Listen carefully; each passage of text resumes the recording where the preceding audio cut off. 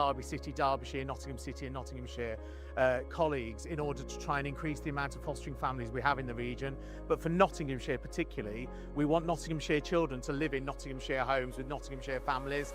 Giving them a family home, a stable environment where they're fully loved and accepted, and the reward is in seeing where they were when you first open your arms to them, to where they are, say where many of our children end up in university and college, getting a great full-time job, and those are the beautiful side of what you see as an end product when you foster our children. So yeah, there is plenty of benefits to it. But ideally, the more fostering families we have in Nottinghamshire, the more children can live within a family-based environment. When given the responsibility, one of the biggest priorities for me is recruitment of foster carers and looking after them. So you would have seen with the banners, we already had in mind that we wanted to use those foster carers as well, so that was the background behind it. This has took multiple months of financially looking at it, is it data driven, and yeah, we had some designs originally, and we had a few back and forth about what's the right picture, what's the right wording, and yeah, we worked together as a team and we got to the finish line. So gents, we're finally here. We're proud to release our 40 foster carer banners going up across our county to try and recruit more of these wonderful people for our children. Let's see what we got, Roy. Break some luck. Absolutely brilliant. Fantastic. There are very few reasons why you can't be a foster carer. You can be single, you can have children of your own, you can live in rented accommodation. All of that doesn't matter as long as you can provide safe and happy home and a loving home for children and young people. So that's our encouragement. And one of the foster carers we have currently in Nottinghamshire, she was inspired to foster because of a lamppost banner, and it led her to now become one of our fostering hub carers, supporting 10 other fostering families in the area. And I was on my way back from work, and as I was coming down the A614, there's all the banners at the side of the road that the county council advertise on and stuff like that. And on it was, could you foster?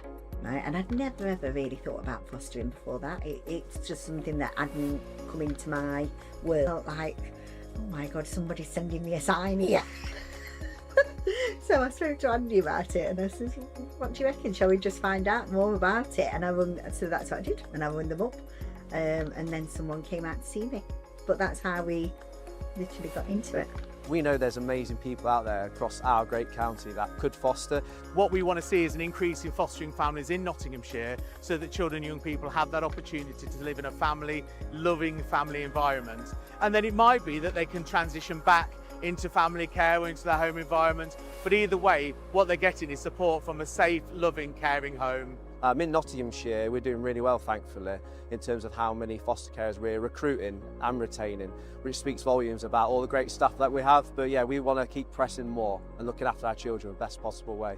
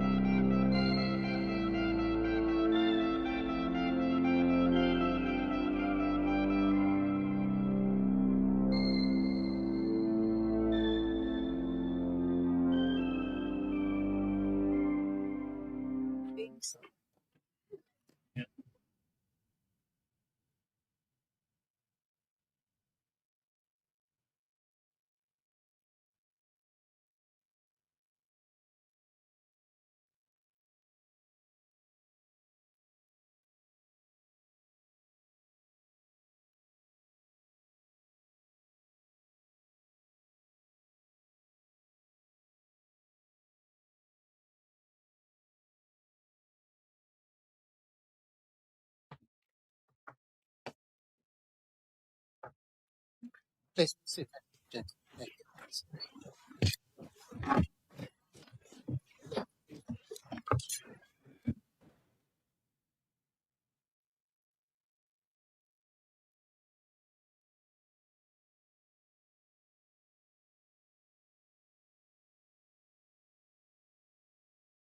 Item number 11, changes to the Constitution.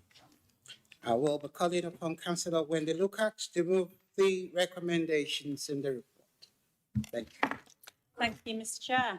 A cross-party working group was established by Governance and Ethics Committee to review the Council's constitution. The first areas considered were the full Council procedure rules, rules for Cabinet and committees, criteria for honorary aldermen, terms of reference for G&E committee. I have chaired the working group, which has met 7 times to date to review the current arrangements and develop proposed changes. At the request of members, officers and researchers have looked at the constitution of over 21 councils with a range of political leadership to identify best practice and develop proposals for members to consider. Some members have also submitted lists of questions and areas for consideration by the working group, which have been answered. The changes to the full council procedure rules proposed by the working group are to improve the efficiency and operation of full council to be more businesslike, ensure that all the council's business is completed in a timely manner without delays, reflect best practice from across the country, enable and encourage involvement of a wider range of members from all groups in raising issues important to local residents and communities, and provide opportunities for issues from across the whole of the county to be considered. Members will be able to submit petitions, raise local issues in constituency speeches, more time will be available for this item, and ask questions. Supplementary questions will still be allowed, but will be in written and will be in writing and receive a written response after the meeting. The proposals, as submitted by the cross-party working group to Governance and Ethics Committee on the 4th of March, has been approved by the working group, except for the change to supplementary questions. At this meeting, a proposed amendment was not carried as a decision, and the recommendation set out in the report failed to pass. The committee did not make any alternative decision, as is reflected in the approved minutes of the meeting. Therefore, no decision was made. It was determined by the monitoring officer, following consideration of internal and external legal advice, that the rule preventing reconsideration of committee decisions within 6 months did not apply in the absence of a decision. The proposals were referred back to the working group for further consideration. Revised proposals were submitted to Governance and Ethics Committee on the 22nd of April 2026, when the committee agreed that the proposed changes to the Constitution be recommended to full council. These are the proposed changes before you today. I therefore move the recommendation on page 66 of the agenda pack.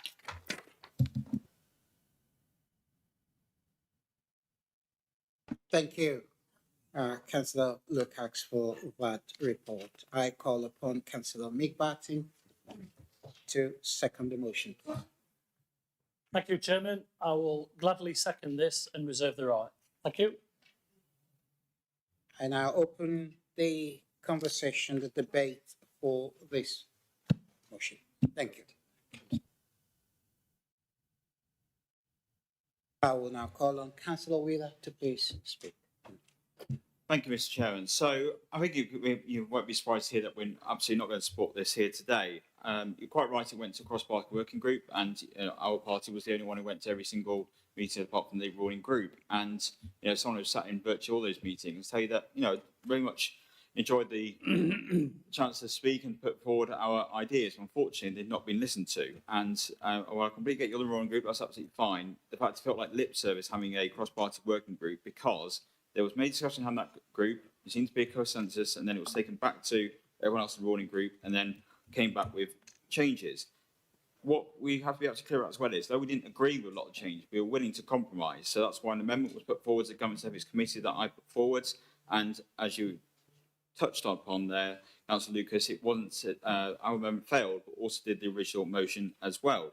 So our amendment, we weren't happy with a lot of things there. We're willing to compromise, because supplementary questions is our real bugbear in terms of removing them. Now, you said there will still be supplementary questions. However, being in a written form after the meeting, again, there's no chance for the person asking the question to come back and clarify any points there. Now, we've heard in many committee meetings outside that people are scared that we're going to go on Facebook and put a comment out there. Well, honestly, if you're that scared of it, just answer the questions properly. We don't need to. That's the honest answer to it.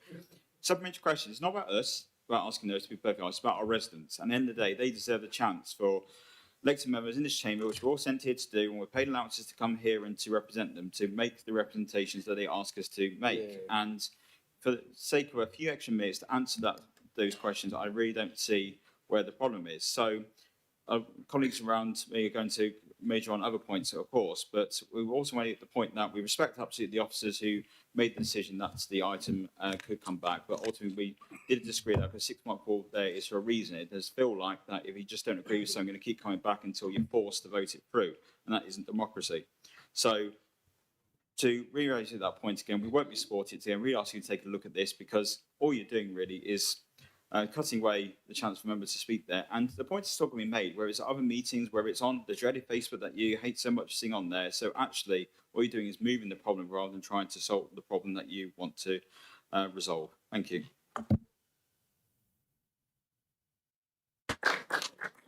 Thank you, Councillor Wheeler, for that. I'd like to call on Councillor Joseph Rich, please. Thank you, Chair. And fellow councillors, I want a quick moment to talk regarding what happened in government ethics. I want to properly apologise, I know it's a very rare occasion, to everyone in this committee and the chamber, whoever watched it at home, for swearing. It was a mistake.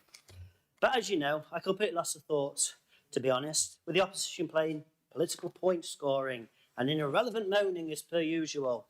If you know me, I pick up on body language whenever political point scoring is happening during the committee or chamber meetings, as we are. I also want to mention Adrian. Whenever the opposition speaks, you roll your eyes up to the ceiling, unless you're just checking your contact lenses, I'm not sure. But guess what? I don't blame you. Chairman, point of order. Hang on. You cannot, I'm sorry, Chairman, you cannot politicise our hard work. I don't care what it is. You're politicising our hard working officers. Do you want that to carry on? That is absolutely ridiculous.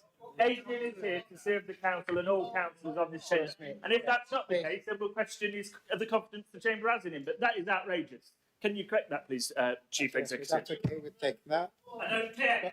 Councillor Smith. Councillor Smith. Councillor Smith. Councillor Smith, please say.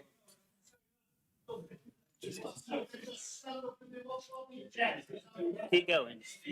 Leave him out of it, yeah. Okay, this is exactly how, well, this is our secretary for joining a bid meeting, but funny enough, the exact frustration is that's Councillor Joseph, Councillor Joseph, please. Okay. Order in the House. Can I ask you to please clarify what you've just said? Clarify. Yes, clarify the statement you just made. Yes. Retracted. You clarify what you've just explain it, and let's get a better. Sorry, I'll carry on. Is that okay? Can you rephrase it or explain what you mean by that? Just leave it, yeah. Retracted. Retract it, yeah. I want to Or retract take it back. Yeah. Yes. Is that all right? Yeah, that's fine, yeah. Thank you. But yeah, this is how frustration I am regarding the committee meeting. Let me be clear, this does not stop democracy. It shortens the time to get into the motions, where the motions are squeezed and pushed back into the next full council. We're hoping to finish our business hours soon and get out for at least 3:30, like we did when our first full council meeting, and then spend time more with our residents and our family. I didn't come out over here to have a massive headache from listening to people whinging and moaning about stuff that's completely irrelevant. We need a rule book that works not in a handbrake and not as a handbrake. Let's get rid of red tape and get back to work for our residents efficiently. Thank you. Thank you, Councillor Joseph. Order, Mr. Chairman. Yes, 1 minute, please. I want to address this. Councillor Joseph, thank you for what you've just said. But I'd like to state that the Executive Director standing here is very non-political personality here. And he's here to just help me and support this civic role up here. We don't draw them, all these officers, into any debates, please. I mentioned that. Is that clear, sir? Thank you. Councillor Smith, please. I think he's okay. Thank you, thank you. Can I call on Councillor Stephen Pearson, please? Thank you, Chairman, and congratulations on your appointment and also your Vice Chairman. I'm sure you will appreciate it's an important part of your role to safeguard the Council's constitution and ensure fair dealing to all members, which is relevant to what I'm going to say. The report before you today states that the Governance and Ethics meeting on the 4th of March did not reach a decision on the proposal to amend the Constitution. From my memory, that isn't correct. In fact, the committee at that point rejected the proposals, largely because one of the reform members decided, for reasons of good conscience, quite sensibly, to vote with the opposition on this. Now, members should be aware that, as is commonly the case, under paragraph 53 of the Council's Constitution, a decision is final and shouldn't be altered or amended for 6 months. Yet, guess what? On the 22nd of April, the revisions came back before the committee, which I think is, to say the least, extremely dubious. Now, this, as has been stated, relies on a legal advice. Unfortunately, nobody on this side has seen that legal advice. We have made a request, so it's a bit difficult to comment on it, but frankly, it's an unusual interpretation, and the 6-month rule is a very common rule across councils across the board. It's not just this county council. As such, I have to say that really this item should not be before the council today, certainly in the route that's been taken. Why we get the revisions? Well, the key issues are really, as my colleague Councillor Wheeler said, it's banning supplementary questions to cabinet members in meetings. This is really a fundamental and direct attack on accountability and democratic representation. Frankly, any portfolio holder who's on top of his brief should be able to answer both the question and a follow-up question. And having 2 weeks to come back and answer that question, frankly, isn't the same and will not have the same impact. And it's really not good enough. And I'll say this not just because of reform being in control. Basically, whoever's in control, they want the right to be able to ask the question and the follow-up question. I would urge members to vote against these changes. Thank you. Thank you very much, Councillor Pearson. Can I call on Councillor Collins, please, to speak? Thank you, Chairman. Thank you, Chairman. I attended one of the cross-party working groups, and it was absolutely a waste of my time, because in that cross-party working group on the 4th of March, and I did actually speak in that group about my views about the supplementary questions, which is so controversial. In that meeting, those changes were in fact voted down.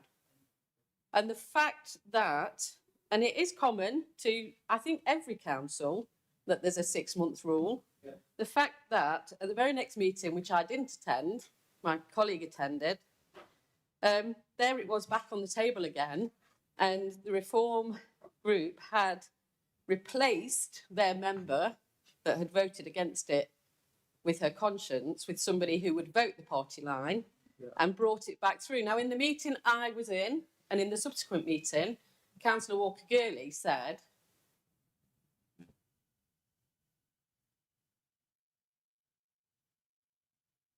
prove this. He did in fact prove this by that very action. So what I want to say is, this sends a message out to the rest of the country. At Nottinghamshire County Council, there are no questions that do not receive a written answer, because we submit our questions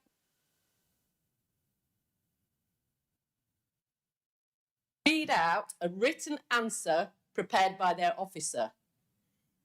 If we give a supplementary question, we will receive a written answer also.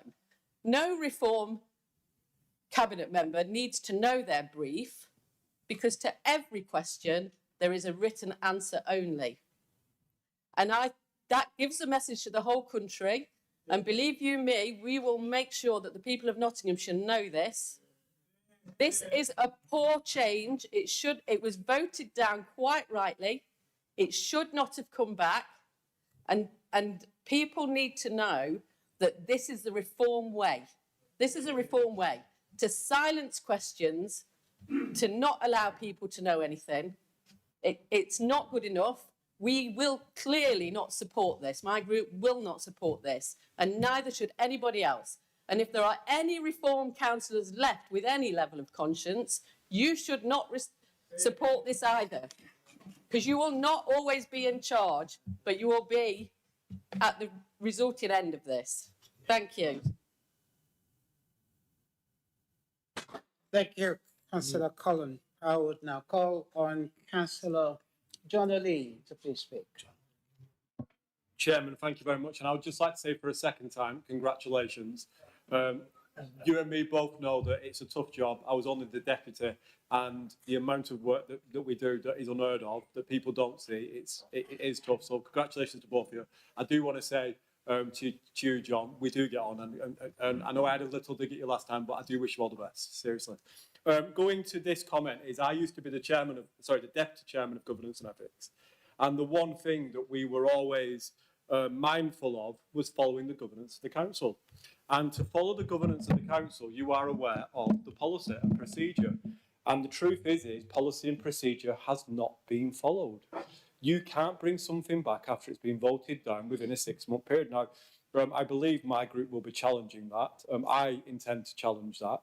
And we will be making sure that every legal step that is available to us, that we are challenging it. Because once you've done it once, you'll do it again. And it's not on that you are making up the rules as you go along because you think you're in charge. You're not in charge. The residents are in charge, and they voted to put you in your position. And next year will be elections for the unitary authority, where then the next council will go on. And I've been given a great privilege today by my leader to be able to announce that one of our first manifesto pledges will be to reverse the decision today when you vote it through. And we will be putting our residents first and making sure that the opposition, that I'm hoping will be you, will be able to ask us questions, will be able to follow up them questions, and will be able to hold a Conservative-run Unitary Authority Council responsible for our answers and questions. Because we are confident in every single one person on this side. We are confident in the new candidates we will be bringing on, and we are confident in our leader, Sam Smith, to be able to answer your questions. And it's a shame, Mick, that you aren't confident in your on your side. And the real reason you are not confident in your side is we only have to look at Councillor Rich, who apologised, and then 2 seconds later, I will be surprised, is holding a portfolio hold after this meeting, who will be coming back to the next meeting needing to apologise for his comments to the Chief Executive that were completely disgraceful. And I'm not surprised you don't want your own councillors not to answer questions, because you're going to get more of that nonsense. And it is a shame that the residents of his constituency have to put up with this nonsense from him. I believe that is now 3 apologies that I've counted that he's had to make, and I'm sure it won't be the last. And Mick, you are experienced. I'm sure you have the confidence to respond to our supplementary questions. I would ask why you don't want to answer our supplementary questions. And I also acknowledge that across the country, all new reform councils are being told that their portfolio holders will not be answering questions for 6 months. Where have we seen that before? And because we know that Nottinghamshire County Council Reform Group seem to be leading the way with what the policies will be, is that I'm very, very scared for our councils that have been taken over by reform. Not Worcestershire, no. That I would be bracing yourselves elsewhere, that you are probably going to see supplementary questions removed in those councils. You're probably going to see the right for debate removed. And I am just relieved to a certain extent that we are now coming up with some great policies, some great manifesto pledges that our residents across Nottinghamshire, whatever that unitary looks like, the city, whatever that looks like, and we will be saying to our residents, if you want to be listened, if you want to have a say, if you want us to fight for you, vote Conservative in the next election. Thank you very much.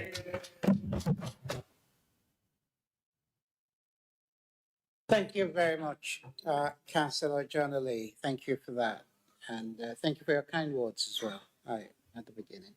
I will now call on Councillor Neil Clark, MBE, to please rise. Thank you. Thank you.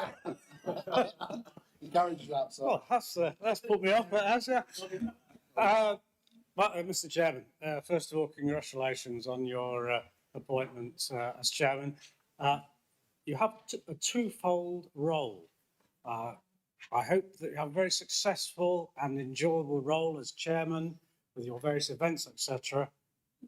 I think your second role is going to be a bit more challenging, keeping the vice chairman under some sort of control. Anyway, to the issue in hand, and I really, I don't know whether you can use the word gobsmacked. I was very surprised to hear these proposals. I've never come across this before in my many decades as a councillor, and as you know, in another forum as leader as well, and in power, we've never shirked from answering challenging questions from the opposition at all. And I do remember in years gone by that there used to be actually many supplementaries and almost unlimited supplementaries. And in fact, I absolutely agree, that just isn't appropriate. So I was quite happy when the multiple supplementaries were reduced down to one from the original questioner, because that's, in my view, quite reasonable. But then to hear in the Governance and Ethics Committee that there are accusations that, oh, we just want to put it on Facebook. I have never, ever put anything on Facebook that's related to questions in council at all. In opposition, which is the first time I've been in opposition, but I fully understand the role, having been a councillor for a long time. The role of the opposition is to hold the executive to account on behalf of their residents in public, not in private. And I have to say that to hear, in all my many years again, I've never heard a councillor attack the chief executive personally. I think that is just utterly disgraceful. When he said Adrian, I was thinking, Adrian who? I didn't realise he was talking about the chief executive. I thought it was another Adrian. Anyway, so they banned the press from the council chamber so that the press have had to find other means to report on being held to account. And now they're banning supplementaries, or trying to, because clearly, and it's been made, the point has been made by other colleagues, the cabinet members are afraid and scared of not being able to have the knowledge of their own brief in order to be able to answer the questions. It's quite simple. A supplementary is always appropriate if there is perhaps an incomplete answer, and that gives you the opportunity, because our residents need to know what account is being taken of the executive. And when I was a cabinet member here, I was not afraid of the questions at all. In fact, I would view it that, in fact, Reform are missing an opportunity, because quite often a supplementary question allowed some clarification when you are the cabinet member, and to maybe emphasise a point. And so they've actually denied themselves that opposition of emphasising that point.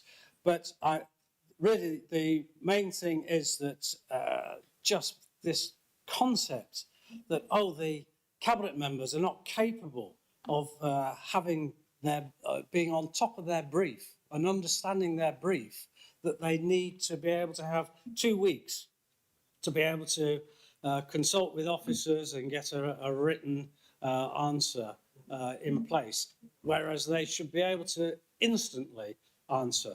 And then this other point of the 6 months, that is just throwing a coach and horses through the law and through the whatever constitution we've got left. I'm not quite sure what is going to be left in the constitution that is going to be of any sense.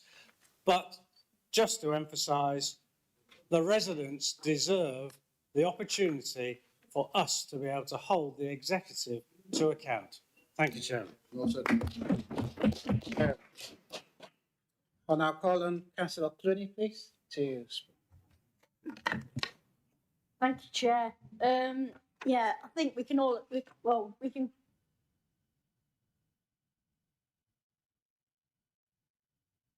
In this chamber, giving less time to speak and individual speeches and cutting down time for each motion, and also for constituency issues and questions. You know, all those things where we're able to represent our constituents is what's being cut down.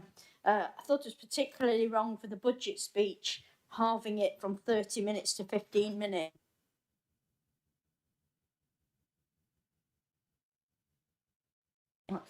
That's devoted entirely to that. So it seems very strange that the main point of that meeting is reduced by half. Very complex area, and if I remember rightly, Councillor Matthews actually ran out of time this year with his 30 minutes. So how that will fit into 15, I'm not quite sure.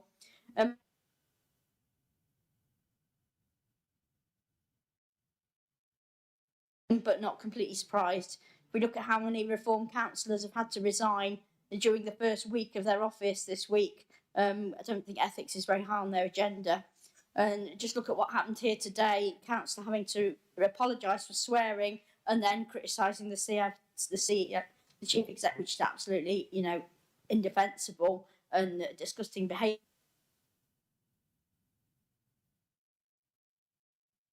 Well, this is about stifling debate as well. Is that really what our residents deserve? The fact that we can't devote a little bit more time to debating these issues for them? Thank you.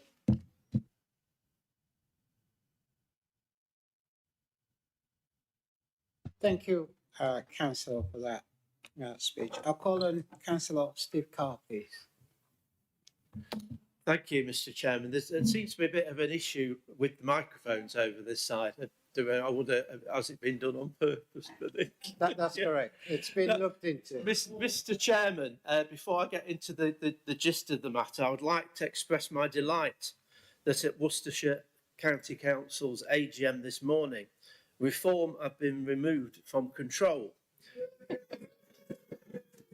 Congratulations to the new leader from the Green, Liberal Democrat and Independent group, and thanks to the Conservatives for their support. Chairman, when that this has got nothing to do with this subject we're talking about. You shouldn't be allowing him to do this, Chairman.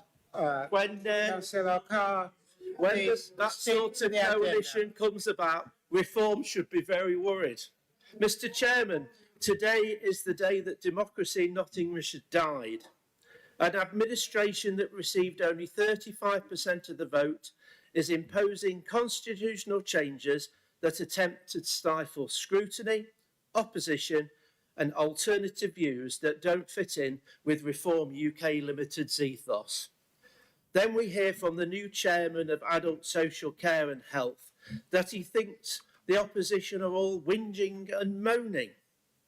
What sort of scrutiny is going to be allowed on that committee moving forward? Let's look at what is proposed. Time for petitions and constituency matters down. Time for motions down. Time for speaking down. On the other side of the coin, announcements the same time. Business reports the same time. The executive report the same time, although today's can hardly be described as comprehensive. With regards to supplementary questions, no longer a verbal response. Your reason for this change that was put at the working party was that members of the opposition would film it and then put it on Facebook to make political capital. I have never filmed anything in this council chamber. I don't think the Conservatives have ever filmed anything in this council chamber. Well, if they have, firstly, it's not illegal. Secondly, when it comes to this council's Facebook site, we see videos of the leader waving green flags, cabinet members up ladders, pothole repair machines provided by Reform UK donors. When this council looked at these machines before, the then leader said that they were not fit for purpose. The ex-leader is now a member of Reform. Enough said. The difference, Mr. Chairman, is that opposition posts, the difference, Mr. Chairman, is that opposition posts. Point of order. No, I'm not. Point of order. Speaking, sorry. The difference. Point Mr. of order Chairman, number 70. The Member difference- is not the speaking to the subject The difference, under Mr. discussion. Chairman, is that the opposition posts are done by us. Yours are done using public funds. Yours are done using public funds. The proposal before us are dangerous precedent for this council. Attempts to stifle opposition are set to backfire. Opposition is a bit like water. It will always find a way. Mr. Chairman, I finish my speech with 2 words. Expect resistance. Thank you. Yes, thank you very much, Councillor Carr, for that. I'd like to remind us all that when we want to make a point of order, let's let the councillor speak and finish, and then you can ask me for that point of order. And please, when we're making speeches, let's stick to the exact stuff that we're talking about. That's very important, please. Thank you. Thank you. I will now call on Councillor David Clark to speak. Thank you, Chair. Wow. I had something prepared to say, and wow, just wow. We've got councillors who are saying stuff, and I'm sat here thinking, deluded. Another one, maybe not listened to the brief or read the brief even till 10 minutes ago, because we're not banning supplementaries, we're saying a written answer. And then we've got somebody else who has an impressive ability to speak with complete confidence, regardless of the available facts. Because I'd say that 1,453 new reform councillors would disagree with what he said. So, Chair, anyway, I'm speaking in support of these proposed constitutional changes today, because they're ultimately about improving transparency, accountability, and in participation in this chamber. One of the benefits of the use of written responses is they provide a more reliable and a clearer public record, ensuring responses are properly documented and available for both members and residents to refer back to, rather than just talk in the chamber. I feel that's an important step towards openness and transparency. These changes should also help create more time for councillors to speak and participate in debate. I think many members will recognise the frustration in the past when important motions or questions were simply not reached because meetings ran out of time and business had to be carried over, and that was one of the complaints from the independent bench. And I know that was a frustration very, very recently. Residents expect the issues to be raised on their behalf and debated properly, and these proposals go some way towards addressing that situation, giving more time for actual questions rather than just fluff. No system's perfect, but these are sensible and practical improvement that will help meetings operate more effectively.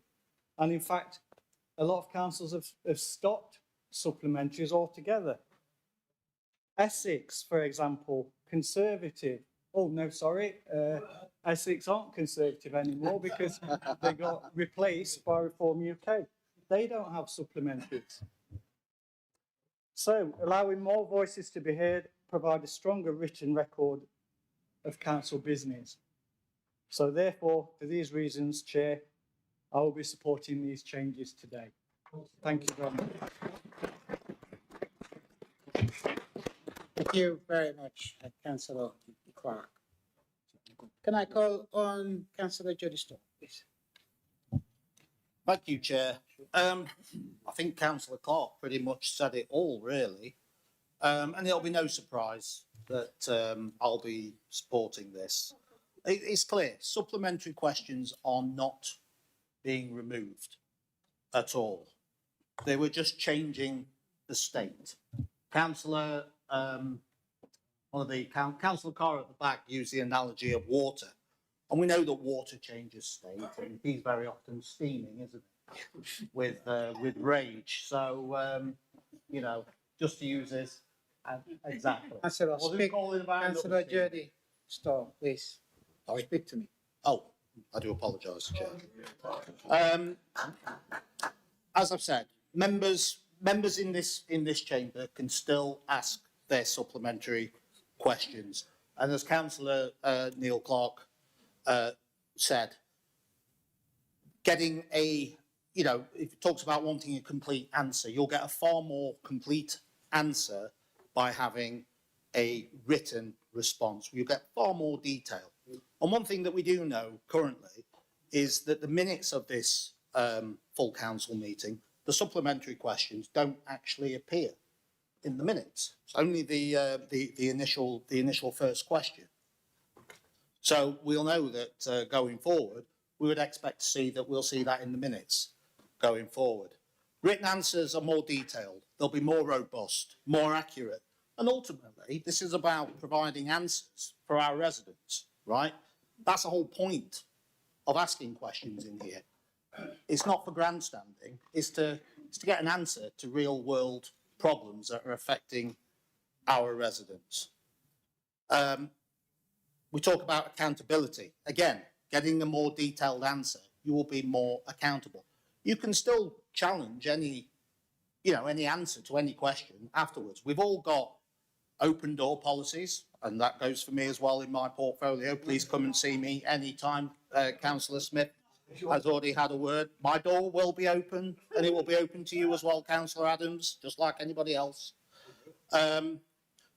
Basically, I think we've heard from the Broxtowe Alliance at the back many times, and I forget which full council it was.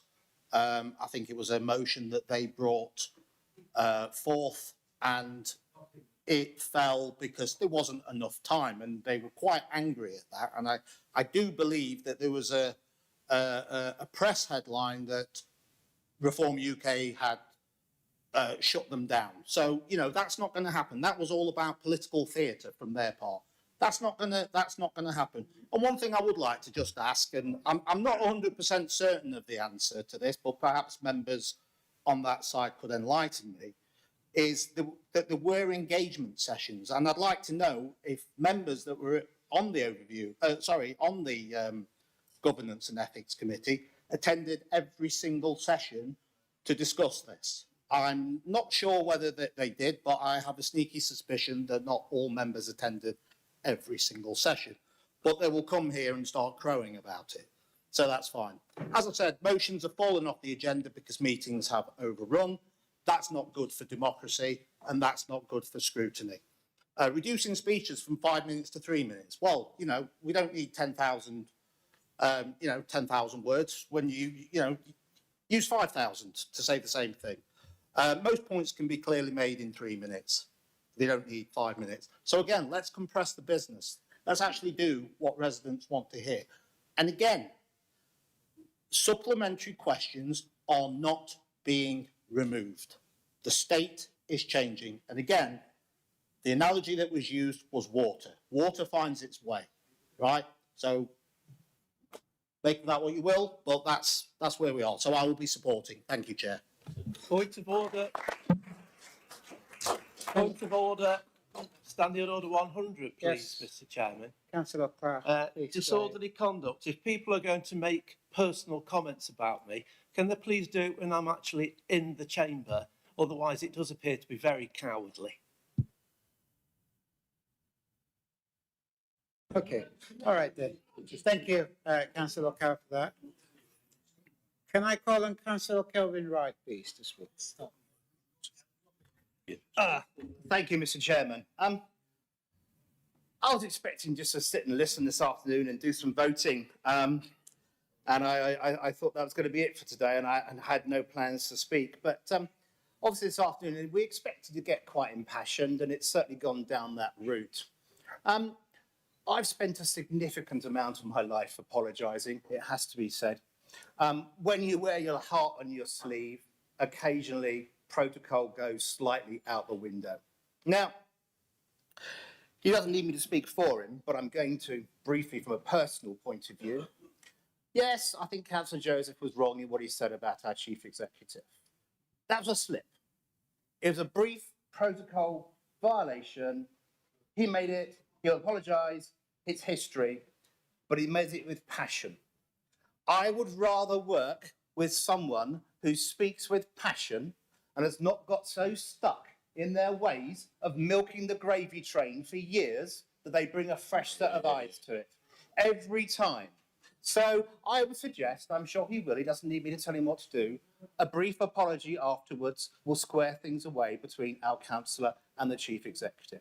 But I would rather work with this chap who has been doing work to prevent deaths from knife crime in his area every time than some old sweat that thinks they've got a God-given right to sit in this chamber every time.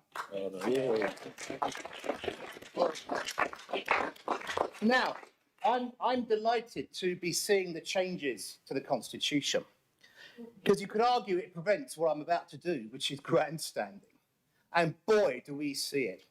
The worst episode of grandstanding I've seen in this chamber, and I'm glad he's back in the room, because I would hate to talk about him behind his back and for him to miss it. But couple of the last meeting, what was the headline of the last meeting? This council, its officers, therefore, had received the Gold Award for Defence Employer Engagement. What was the other headline from this council last time? Its officers and the people in adult social care have been rated good by CQC. They were the headlines at the beginning of the last meeting. What did we see? Our colleague at the back... There's a question on this issue. Can you sit down? I don't think you should be addressing this now. Can you sit down, Councillor? There's a question. Can you have a look at that? Can you sit down, Councillor Carr? And I'd just like to know who he thinks is milking the gravy train, and because if he likes to point the finger at anybody, Councillor we'll go to Carr, the standards board. can you please let him finish? Thank you, Mr. Chairman. I was unaware there was a question, actually, but that'd be interesting. I look forward to listening to it later on in that case. Where was I? Oh, yes. So those two events should have been the headlines of this council. And what did we see? Within seconds of the meeting starting, in front of honoured guests to this council, someone standing up, grandstanding, shouting about points of order, and his mates from the press had been excluded from the meeting. And then all we saw on the good old Not Live independent site was that story. I've finished. Thank you very much. I support the motion. I look forward to seeing the Constitution changed. Thank you, Mr. Chair.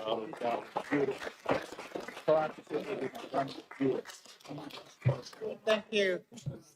Thank you, Councillor Kelvin Wright. Councillor Adams, I'm not sure I'm going to take your order, point of order Thank now, you. Yeah, it's point of order because I 70. can't take it. Thank I can't take it because we've got 8 people and we've still got a lot of work. Can't to do. take it. Yeah, I can't take it. All right. I'm sorry. Yes, I'm so sorry. Yeah, that'll happen both sides, Chairman. Can I call on Councillor Saddington? Thank you, Chairman. Well, I'm dismayed by the report in this book. It is our job as opposition, and we're all here, to hold the administration to account. But the reason for your decision for this proposal is because you don't like being held to account, because you're not in charge of your brief. We are paid to be here all day. We don't try and cut the Constitution so that we get out by lunchtime. That is not what our residents expect. We are paid to be here all day. And if you're not on top of your brief and you can't answer a supplementary question on the spot, then I suggest you get out and let somebody else who can. Thank you. The message this sends out to the public is shocking. I already mentioned it to my parish councils this week, what your proposal was. They are horrified. And I suggest you get out to your parish councils, if you have any, and test the public what you're doing. They don't like it. They definitely don't like it. We are taking away democracy, and we are here to enforce democracy, not make everything quick and easy. You talk about an open door. What rubbish. You don't go up to people's offices and have secret little conversations on the side. We discuss it here, where it's been put onto YouTube, and I can assure you residents watch it. So they're going to hear today that you are taking democracy away because we can't ask a question. The reason we can't ask a question is because you don't know your brief sufficiently to be able to get up and answer a supplementary. The only thing you do is read off your laptops because somebody has written the answer for you. If you're asked a question that you haven't got written on your laptop, you can't answer it. And that's the reason for the change in this constitution. I write my own speeches and I speak from the heart. I don't speak from an officer who's written my report, nor does any of my group. And I suggest if you don't know what's happening out there, you get out to your parish councils. I have 23. So I know perfectly well what people...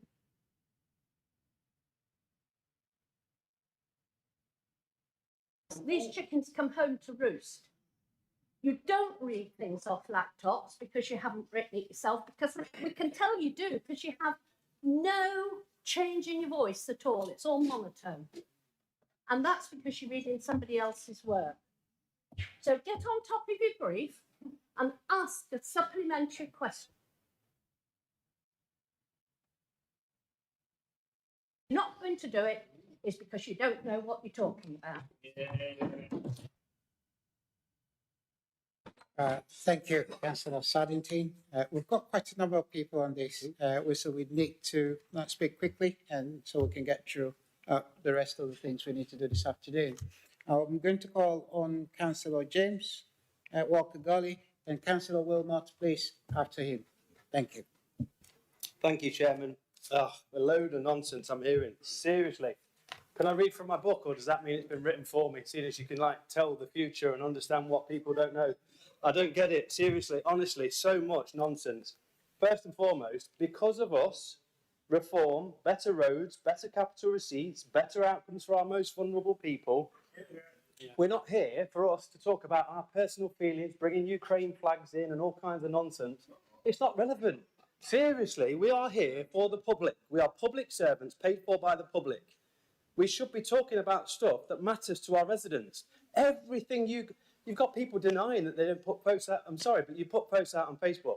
You're a member of the Conservatives for Nottinghamshire. The Nottinghamshire Conservatives Facebook page puts the posts out. It's nonsense. Yeah, and again, look, Chair, you've done a great job so far, but on that side, they keep interrupting.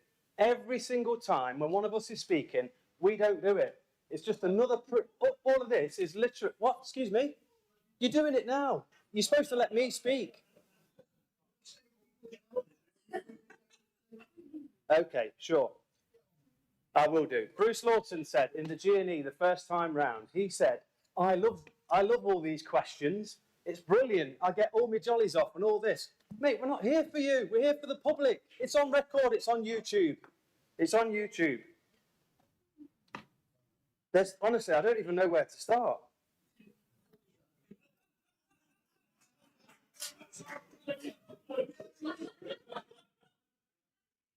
Quiet, please.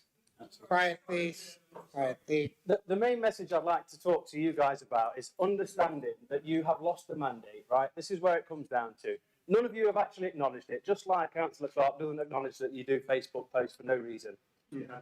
Literally, seriously, you need to realise 1,400 councillors you just lost between you, the Uni Party. Yeah, well, you're part of the Uni Party as far as we're concerned, mate. You're all the same. You need to understand that politics is changing. The whole landscape is changing, and the reason why we're doing this is because you don't learn the lessons.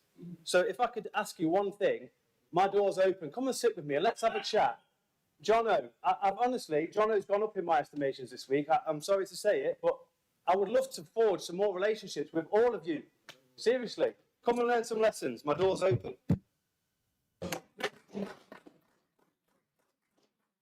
Thank you, Councillor James Walker-Gawley. Can I please ask that the Conservative group be a bit more quiet so we can get through what we need to do this afternoon? Please, let's be a little bit more quiet. I'm going to call on Councillor Wilmot, please. Yes, thank you very much, Chairman. I obviously won't be supporting these changes to the Constitution.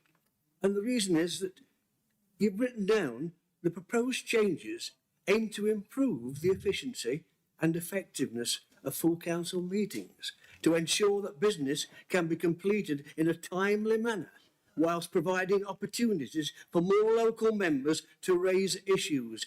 You're stopping regular meeting, people talking because you've cutting down the time. Now look at this. Today, it's debatable if all the issues are going to be supported today or even talked about, because from 1 to 6 of your items, it took more time than all the rest put together. An incredible situation. And that's been going on now for a number of years while I've been here.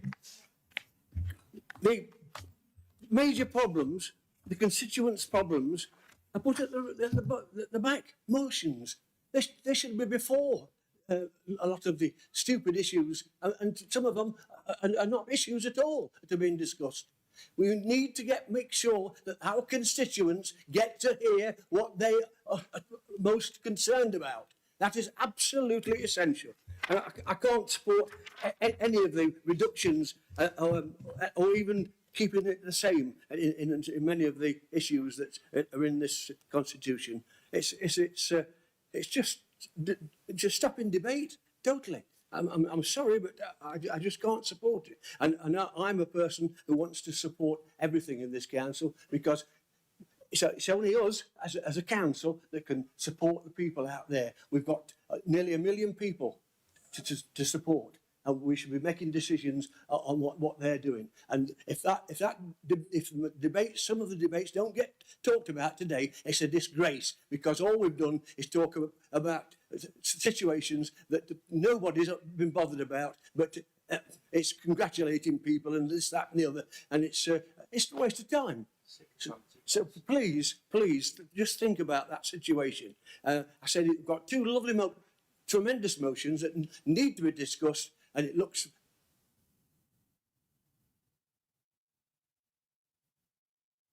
Thank you, Chairman. Thank you. Chairman, I need to raise a legal issue, please. Thank you, Councillor Wilmot, for that, and thanks for reminding us that time is running quite fast. Chairman, I need to raise a legal issue that I would like hearing Can you immediately, please hold on, Councillor John Lee? I want Councillor Lawton to speak. I think you might want this. How are you, sir? Chairman, I was just in the corridor, stood behind Councillor Rich and the leader of this council, where Councillor Rich stated to the leader that he'd knocked me out, and Councillor Mick Barton said we'd be behind. Can I confirm? I would like the monitoring officer and chief executive to minute that no, and I would like the police to be involved, because they've just pretty much threatened me. Thank you. Can I just say, what you've just said is laughable, but you've obviously been tab-bagging behind us. All me and Councillor Richard just talked about is the apology if he's going to give our chief exec after this meeting. You was never mentioned. Knocking anybody out were never mentioned. I think you need to clear your ears out and apologise right now. I will not be apologising. Councillor Lee, you did not hear what you've just said. You've made that up. Councillor Rich, go on, say what we talked about outside. Go on, please. I just want to say that I was going to apologise to Adrian, and it was more of a passionate thing, but again, I will apologise. And that's all we talked about. So, Councillor Lee, I would like an apology. All right. We'll take it to the Standards Committee. Councillor Barton, please sit down. Yeah, please sit down. Councillor John Lee, when you've got the time, Tell you what. make the apologies. I will not be making an apology. We'll be going to a standards That's fine. committee. That's fine, that's acceptable. I'm going to call on Councillor Lawton to speak now. Thank you. Thank you very much, Mr. Chairman, and can I congratulate you on your elevation, and you, John, as well.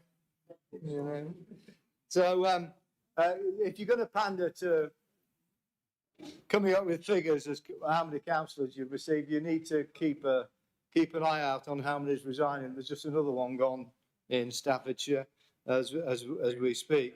I have been a councillor for over 25 years, and I can honestly stand here and say that you are the worst administration I've ever come across. And it is epitomised by the leader standing up and saying that the opposition is irrelevant. That tells you exactly what your administration is about. And you have members turning around and saying, we're not used to being in opposition. I can assure you, I am used to being in opposition. I was in opposition with some real councils run by the Labour Party, actually. And they were far superior to this lot. This paper is just another example of what you are doing to try and reduce the input from what is an active opposition. You took over, you thought the job was easy. Then you found out it involved democracy. And what democracy does, it creates scrutiny. It puts in place checks and balances which control your actions. And so it should do. This paper is about reducing democracy. It is about stopping those checks and balances, and you will pay for it. There is an example not a million miles away from here. You just got to look at the City Council. No scrutiny. Spent 18 million on a castle, lost 18 million. Lost 48 million on Robin Hood Energy. That's what happens when you remove the opposition scrutinising your administration. It will destroy you. You mark my words, it will destroy you. We in this chamber are truly, and I say this, the Conservative administration, are truly worried about your direction of travel. You've removed the press, you're removing the democratic process. You are effectively becoming an autocracy. You do that at your peril. The people of Nottinghamshire are watching, and they are watching and calling it out as we go around our divisions. We are here for those people, and you do them a disservice with this paper here today. You are constantly peddling untruths, and the way you control that is having an active opposition. You are exposing and dismantling a process that has been put in over hundreds of years to be able to allow the democratic process to follow and expedite a correct route. Do it at your peril. We will expose you, and we will do it regardless of what you're trying to achieve today. Be aware, and I warn you, be aware, the public is watching. The public will have the final say, and you watch this Conservative group next year clear out some of your seats. Thank you, Mr. Chairman. Councillor Lawton for that. I'm going to call on Councillor Smith now to please speak. Thank you, Mr. Chairman. I just want to pick up on what was said about the Chief Executive earlier. And apologies, I've heard from one of the councillors who's no longer in the room, sometimes cut it. I tell you what doesn't cut it. Bringing in political, breaking the political neutrality of professional civil servants. I tell you what comes from what Councillor Richards said. If you're a resident that requires social care tonight of your mother, your daughter, your sister, your uncle, your grandma, your granddad, or whoever else, and you ring the county council and you're not happy with that, and then you complain to the Chief Executive, the message sent out by Councillor Richards, if that resident didn't vote reform, the Chief Executive's going to roll his eyes at that complaint. And I tell you what, that is absolutely bang out of order. It needs more than an apology because it affects nearly 1 million people. And I call upon Councillor Barton to do the right thing that real leaders does. Sack him. Sack him from his job. Because if you don't sack him, not the Chief Executive, by the way, Councillor Rich, if you don't sack Councillor Rich, the message you're sending out as the leader of this council is that political neutrality has gone out the window of this council. And we already saw it earlier with the appointment of a Labour activist as head of comms. It's bang out of order. Councillor Rich does not deserve to be in a job, never mind about being a councillor on this authority. It's bang out of order, and we need to support the Chief Executive and all our officers in the roles they do in a neutral way. And I am ending that there and expect action to be taken by Councillor Barton. Now, let's go to the constitutional changes, Mr. Chairman, and call it what it is. What it is an erosion of democracy, a complete erosion of democracy, removing the democratic representation of every single resident in every single property right across our lovely county. And Councillor Carr nicked some of my speech earlier, so I'm just going to go through it if I may. Councillor questions, Mr. Chairman, blocked under reform. Councillor motions under reform, watered down, Mr. Chairman. Debate speaking time reduced under reform. And in absolute summary, what that means is we're blocking the voices of our residents. I just want to ask a question. I know they don't like questions, Mr. Chairman. I've got a question for you. What on earth are you scared of? What are you scared of if your iPad can't load what the officer's going to send you in response to the supplementary questions, Councillor Walker-Gurley? It's an absolute joke. And I tell you what you're thinking today, we'll get these changes through because we've got a majority and that's how we'll do it. You'll live to regret the day because the residents who we all represent are being cut out of this. Not Conservative councillors, not independent councillors or Labour councillors. I'm not bothered what colour badge you wear. It's the residents that you're being cut out of this.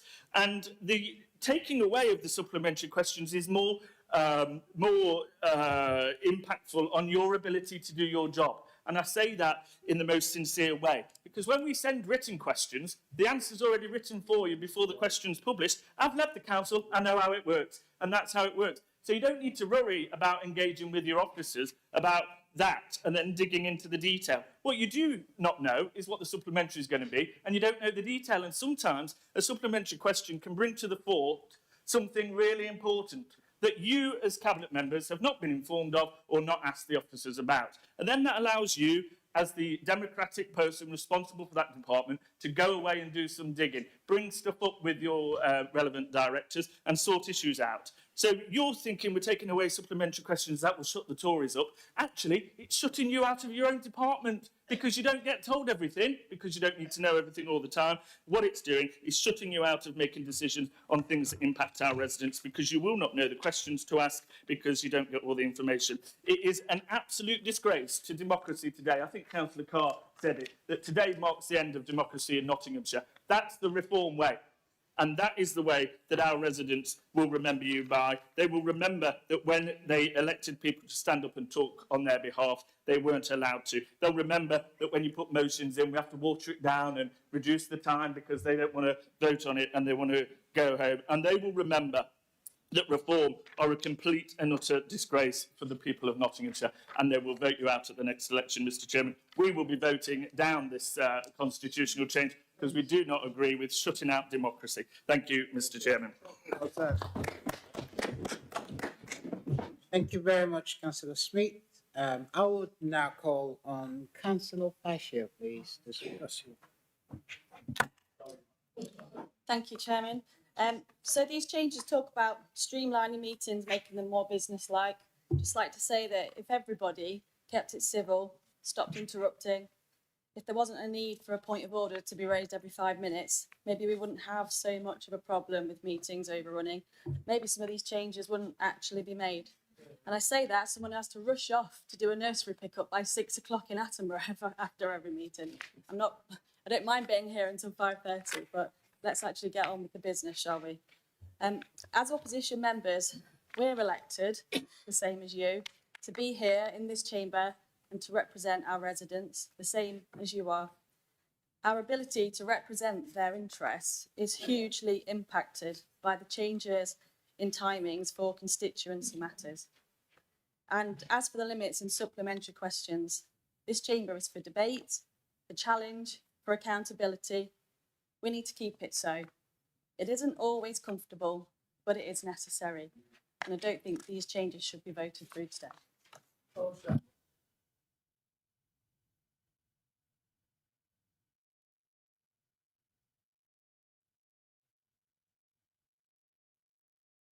Yes, Councillor John Dodie, please, give it. Yes, as somebody who hasn't spoken in the motion, I think we're starting to repeat ourselves now. We've heard over 20 speakers. We're up to just over an hour. We've got 2 motions to debate. I'm actually going to propose that we bring it to an end. And I'm actually going to ask for a seconder from a seconder. Do we have a seconder? Do we have a seconder? I'll second that, Dr. Doddy. Seconded by James Rawson. Can we proceed to summing up and closing? Yay! Stop, everyone. It's okay. Thank you. Can we be quiet a bit, please? So what happens now is you need a vote.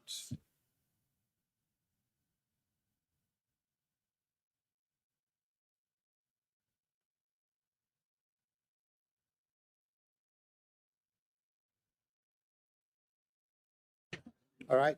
Thank you, councillors.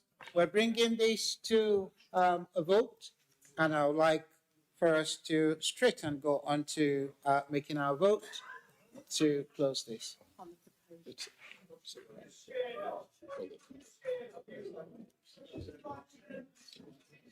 We did have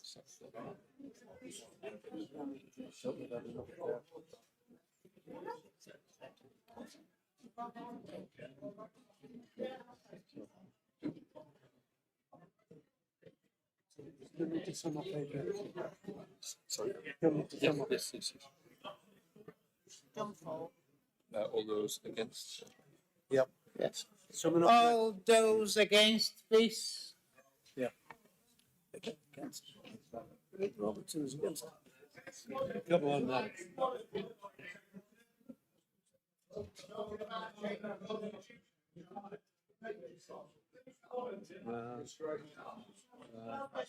And you had some abstentions. No. Abstention. Can we have abstentions? We have abstentions, please. Can we have abstentions, please? 0.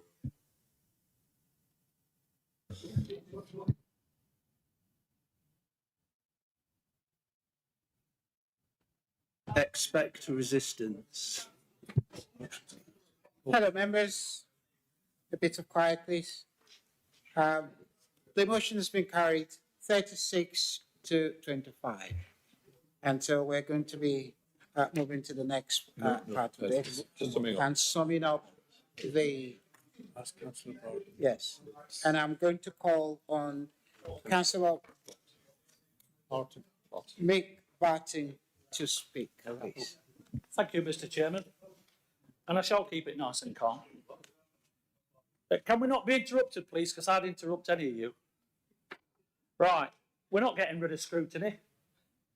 We're not getting rid of democracy. We're improving it. More people are going to be allowed to speak in this chamber, which is democracy, for the people we represent.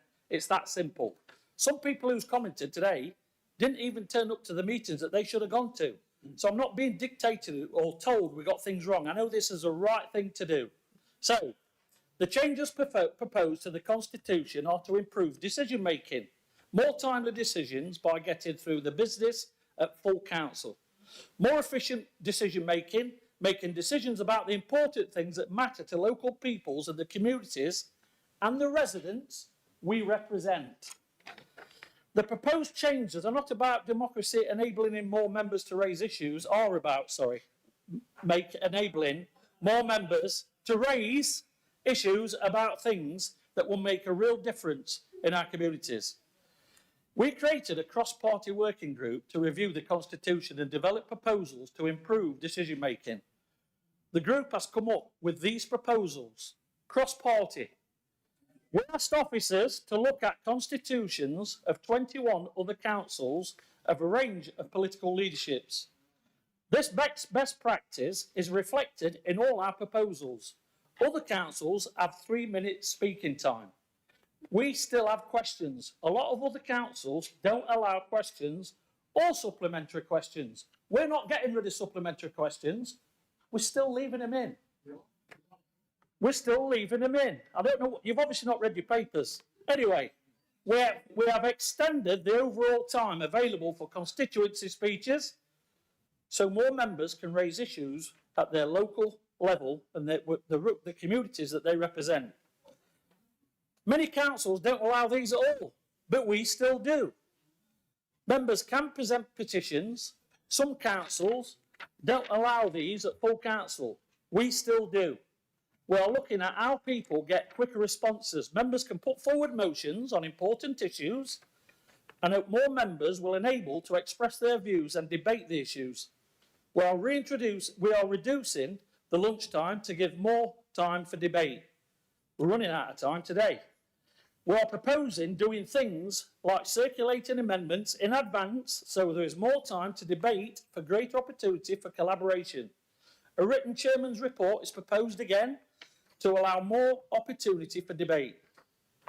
We haven't been able to find any other councils whose meetings routinely go on for as long as ours. We're trying to make it more streamlined. But they all finish their business, and that's what we want to do with these changes. That can only be the best thing for the residents we represent. We have also proposed changes to the terms of reference for governance and ethics to provide greater assurance to reflect comments from our external auditor and for the corporate peer challenge.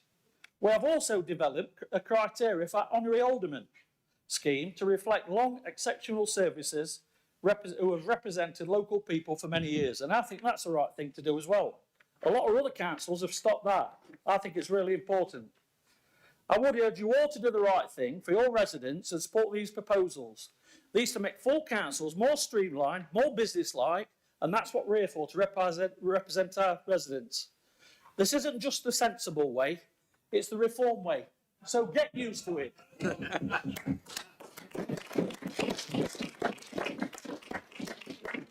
Thank you, Councillor McBatten, for that. I would now call on Councillor Wendy Lukacs for a reply, please.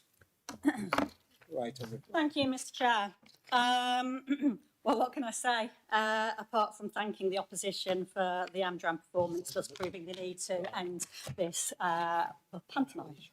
Mr. Chairman, there is a reason that reform is running under ruling administration, and that is because the public are actually tired with the old administrations. These changes are not revolutionary, they're evolutionary. Change is about evolution, change is about transformation, and change is about growth. Let's face it, Mr. Chairman and members seated in this chamber, the dinosaurs flatlined. The public do not pay their taxes to watch us scrapping like vultures, showcasing, grandstanding and point scoring. The public want to see what politicians should be doing, which is what they're paid to do. And that is making a positive difference in their constituencies, helping the everyday person to make life better. It's about being effective and efficient and getting business done, which we are frequently not doing in these full council meetings.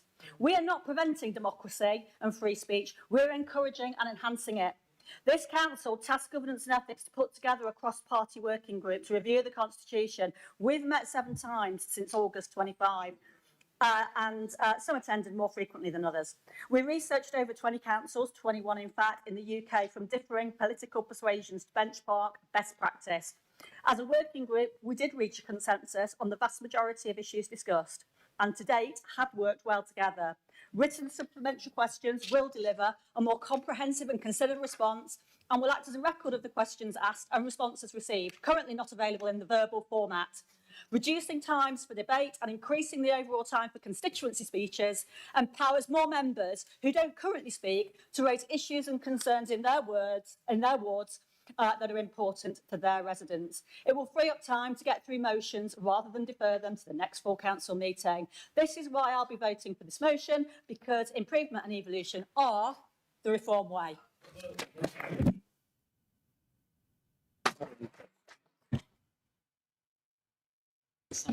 Yes, it's going to come for recording. Yes. Thank you very much, Councillor Wendy Lukacs, for that. I will now put this motion to the Sorry, vote. Chairman, And we've had a recorded vote, request for it to be recorded. Thank So you. we're going to do that. Can we have the votes? Can we now have the votes, please? For, against, and whoever is abstaining?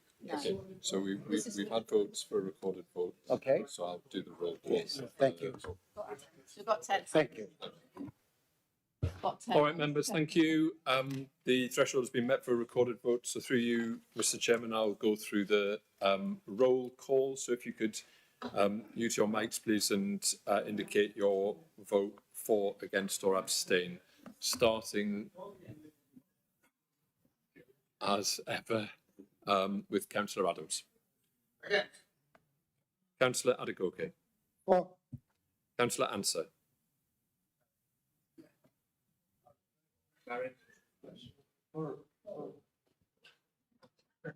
Councillor Barlow. Against. Councillor Barton. For. Councillor Bestwick. Against. Councillor Bingham. For. Councillor Bite. Councillor Andy Brown. Councillor Kevin Brown. Councillor Butler.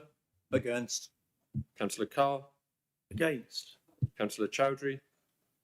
For. Councillor David Clark. For. Councillor John Clark. Against. Councillor Neil Clark. Against. Councillor Clooney. Against. Councillor Cotty. Against. Councillor Cox. For. Councillor Cullen. Against. Councillor Dale. For. Councillor Darrington. For. Councillor Dodd. For. Councillor Doddy. For. Councillor Faccio. Against. Councillor Gamble. Councillor Girling. Against. Councillor Gould. Councillor Green. For. Councillor Introna. Against. Councillor Jackson. Councillor Justice. For. Councillor Lawton. Councillor Lee. Against. Councillor Limber. For. Councillor Lowe. For. Councillor Lukacs. For. Councillor Mann. For. Councillor Matthews. For. Councillor McCormack. Councillor Om. Against. Councillor Pearson. Against. Councillor Pepper. For. Councillor Rawson. For. Councillor Rich. For. Councillor Robertson. For. Councillor Saban. For. Councillor Saddington. Councillor Siemens. Councillor David Smith. Councillor Sam Smith. Against. Councillor Stoll. For. Councillor Upton. Councillor Walker Gurley. For. Councillor Ward. For. Councillor Wheatcroft. For. Councillor Wheeler. Councillor Wilmot. Against. Councillor Kelvin Wright. For. Councillor Martin Wright. For. Councillor Simon Wright. Bear with us, we'll add them up.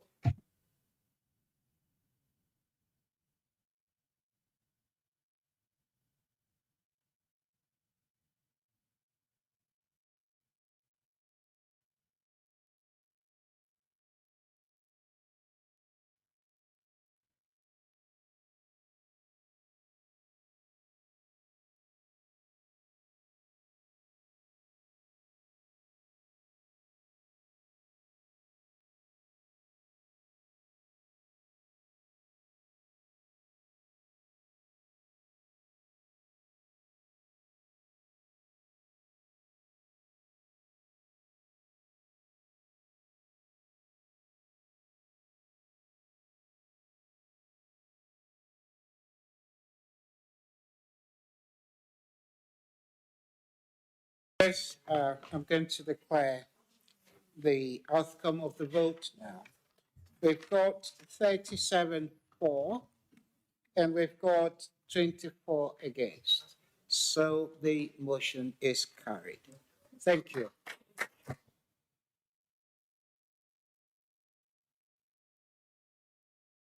I will now be moving to item number 12, Executive Report, Key Issues and Activities. As set out in the Constitution, the leader has provided an executive report. The leader will move the receipt of the report for noting and may make a short statement introducing it. No other members may speak on this item and no amendment can be tabled. The report will be seconded by the Deputy Leader, who will do so without speaking to it. I now call upon Councillor Mick Barton, who will move that the report be noted. Thank you, Mr. Chairman. As set out in the papers, you've got my leader's report there. There is 11 items on it. I don't intend to go to them in great detail. You can see where I've been and what I've been doing. But what I do intend to do today is myself and my group have been in this post for 12 months now. So I just want to quickly run through what we've been up to for the last 12 months. In May 2025, I formed a new executive, 8 cabinet members, 4 deputies. All councillors underwent training and I was elected to be the LGA Reform Chairman. I was also made the Chairman of the Fire and Transport Committee. I was elected on the board of the East Midlands Councils also. One of the first things we did was elect an Armed Forces Champion who was supported by other ex-military personnel within our group. I am very proud of the work they have undertaken within this county that support veterans. A review of the Constitution has been carried out. The Constitution has now been modernised for more modern business-like meetings, which will enhance the decision-making process moving forward. We erected 180 multi-use banners across the county to hold the Union flag, of which we are incredibly proud to display. These banners are there to house advertisements for events and business in the future. I also started an highways review in May 2025, as I knew the terrible state of the roads when we were elected due to the years of woeful neglect by previous administrations. More on that later. The waste strategy has been reviewed, which has clear guidelines which has been implemented across the county. I started an efficiency review looking at all the areas of the authority. We now have more productive ways of working without affecting services, which will bring a £45 million saving within our administration. We've already started this work. I held weekly informal cabinet meetings. These meetings are to focus on up and coming reports for the cabinet to be kept up to date before cabinet and full council meetings. I commissioned Nottinghamshire Live magazine. The magazine is designed to keep residents up to date. There's lots of useful dates, numbers to ease along the places to visit within the county. QR codes are on most pages to enable anyone interested to investigate further information and services that the council deliver. I had some amazing feedback on the magazine from residents, praising how informative it is, and it's never been done like this before. So thanks to everybody involved. We implemented the Nottinghamshire Plan, which was written to reflect our vision, along with our policy commitments and priorities for the delivery over our administration. Parking charges have been implemented at County Hall for when football parking is required, which has brought in a profit of £65,000. We have put forward a full council option for the LGR, which has been stagnant for 10 years due to the predecessor's inability to make serious decisions. The budget 2026-27, we are very proud of the balanced budget, along with the council tax being set at 3.99, which is one of the lowest this council tax has seen in this authority in the last 10 years. Education. St Peter's C Junior School, Ruddington, recently completed a £6 million temporary learning village. Shooter Ede Primary School, Fernwood, single-storey extension, £9.4 million investment to deliver an additional 210 primary school places, double in its current capacity. Horizons Academy, Mansfield, recently completed a £30 million investment, new state-of-the-art school supporting children with special education needs. Albany Junior School, Stapleford, £13 million replacement school project.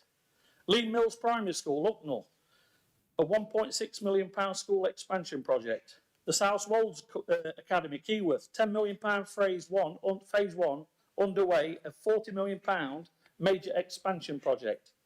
Samuel Barlow Primary Academy, Clipston, £1.1 million refurbishment to create a SEN unit within the mainstream school. Harmony House Worktop, £5 million spent on a new office building in Bassetlaw. Playfields House Secure Unit, Stapleford, a £7 million refurbishment of the accommodation wings and associated works. Total value in the last year, £83.1 million. I have started to hold my cabinet meetings within the community you've all seen every month. I have asked businesses to invite us along, whatever the business they have, small or big.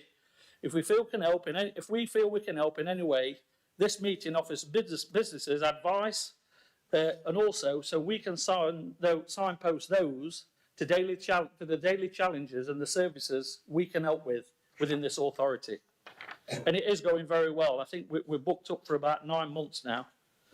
We led on a £49 million improvements for the A614, A6097, which is excellent news for Notts. It really made a difference to the residents and the local community, as we'll all agree that across the chamber. A further £550,000 investment to improve the traffic lights on Sutton Road in Sutton and Ashfield. This is one of the busiest junctions in Nottinghamshire, which is now one of the most efficient in the county. So well done to Veer. We have erected 41 banners advertising fostering kinship carers across the county, with more to follow. One child in the care system costs £250,000 per year. It's not about the money, we want to get them out of these adult social care homes and into a loving home. And that's what Rory and his team propose to do. Sorry.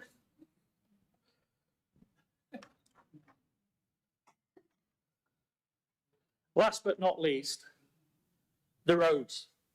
We have put together an £183.2 million unprecedented investment into the highways.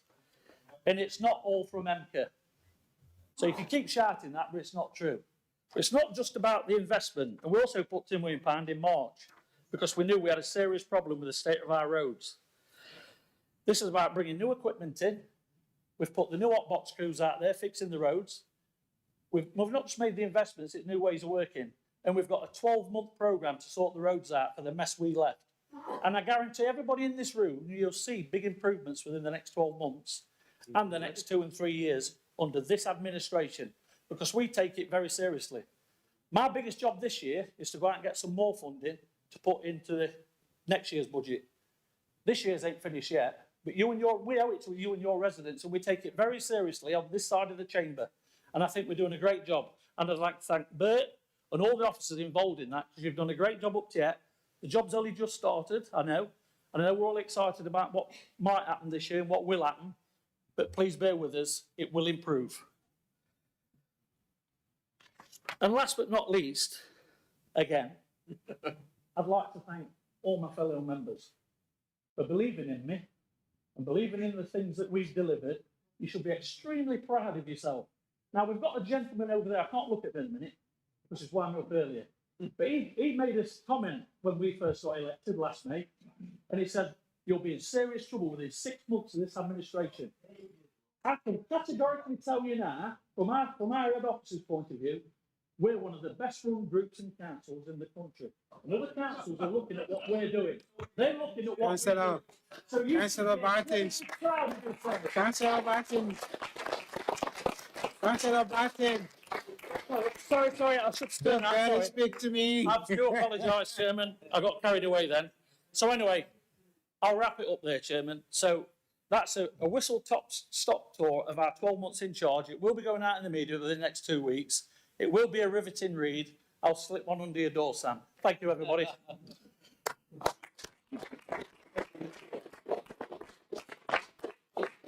Thank you, Councillor Barton, for that. Sorry for turning me back. That's okay. That's fine. That's acceptable. I call upon Councillor Dunn Justice to please second the motion.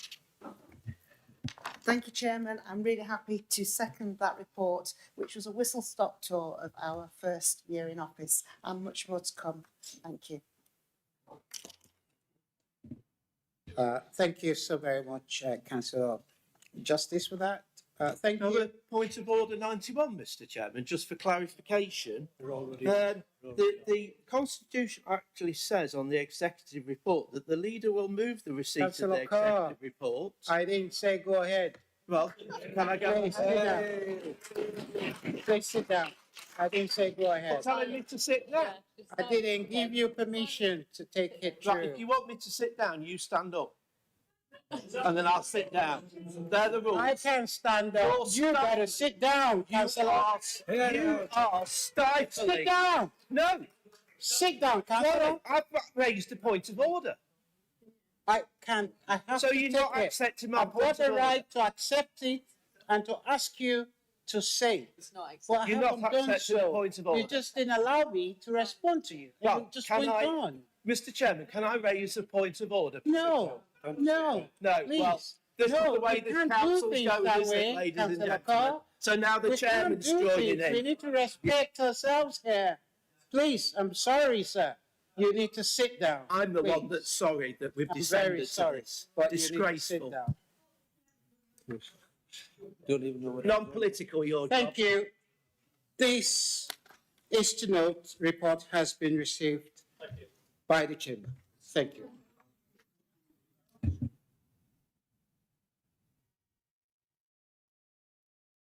I am going to move to item number 13, please. Good. Questions to the leader, cabinet members, and committee chairmen. As set out in the Constitution, we have 60 minutes for questions to the leader, cabinet members, and committee chairmen, after which any remaining questions will receive a written response. There will be a maximum of one supplementary question, which must be from the member who asked the original question. The supplementary question should be on the same matter and should be in the form of a question, not a statement. 8 questions were received, and we're going to be taking that now. I'm going to call on Councillor Steve Carr to ask a question regarding social media guidelines. Thank you. I'm allowed to speak, am I, Mr. Chairman? You are now, sir. Oh, good. Thank you. Right. Question to the leader of the council. The council's social media guidelines state, quote, never use official accounts to post personal opinions that could bring the council into disrepute or which conflict with official council policy, unquote. Given this information, does the leader of the council believe that it is unacceptable for cabinet members to politicise on our Facebook site both the month of the military child and the Nottinghamshire Armed Forces Defence Employer Recognition Scheme Award? And I call on Councillor McBatton to please reply. Thank you, Chairman. I take it from the social media guidelines, you are referring to the ones that are published on the intranet for managers and employees, referring to the council-owned social media networks accounts. You appear to be making an allegation about one of my cabinet members without seeing the particular item you're referring to or receiving. I find it hard to know who you're talking about, or I'm unable to comment further.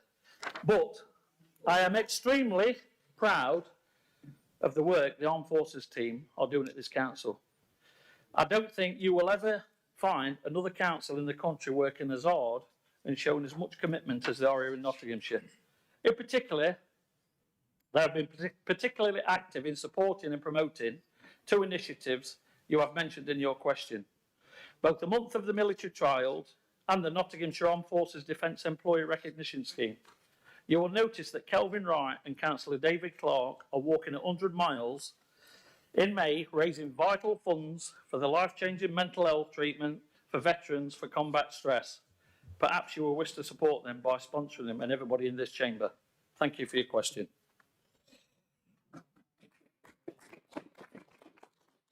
Councillor Carr, do you have a supplementary question? Oh, yes, thank you, Mr. Chairman. Isn't it always been the case that the people that work on this subject in this council have always acted very well and very professionally when it comes to our armed forces? Is it not the case that isn't the first time we've been awarded this? Councillor Girling, for example, was an exceptional armed forces representative, never politicised it for the Conservative Party. Before that, Labour ones never politicised it for the Labour Party. Has he not seen in that case that he himself responded to a post about the award that was given out, saying the Reform way? One of the cabinet members said, well done, the Reform way. Our armed forces should not be subjected to political party interference. Does he agree that this sort of behaviour from his cabinet members and himself should stop? Thank you, Councillor Carr. Please ask a question next time. You know, please. I think you'll find I asked 5, Mr. Chairman. Thank you. It's all right. Councillor Barton, please, your reply. I'm extremely proud of the party I'm involved in and I represent and I'm the leader of. I'm also extremely proud of all the veterans we've got in our party. So no, I don't agree with him. I think they're doing a fantastic job. And what's wrong with being proud of the party you represent and also being proud of the veteran we have in this room? So thank you, Chairman.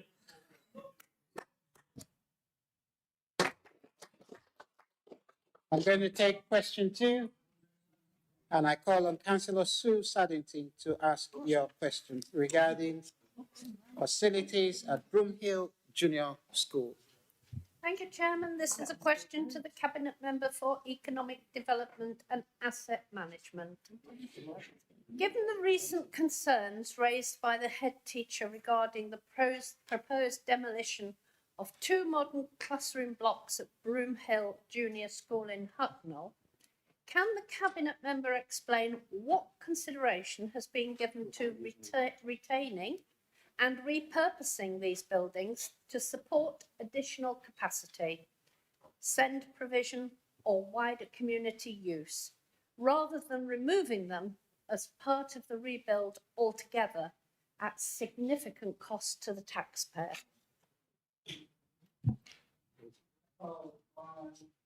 I call on Councillor Walker-Gawley, please, to respond to that. Thank you, Chair. I'll take it from you reading your question that I have your permission to read. Is that all right? I'd like to thank Councillor Darrington. Councillor Darrington is very passionate about the Broomhill School, and he did arrange a meeting for me to go down there with him while to meet with Andrew, the school head. So thank you very much for that. It gave us the opportunity to explain the current stance of the council. I have to say, Councillor Saddington, I'm a little bit surprised to be the one receiving this question. In the spirit of helpfulness and transparency, I'm currently holding this portfolio, but the decisions you are querying were actually finalised by my predecessor, who is sitting just behind you. Perhaps a whisper to your colleague, Councillor Girling, might have saved the council some time, as he was the one who steered this ship into port. For the record, and to ensure the public are fully informed, I'll provide some details for you. The project at Broomhill is a Department for Education-led rebuild, and since 2024, the school and the County Council have been integral parts of a project team managed by the DFE.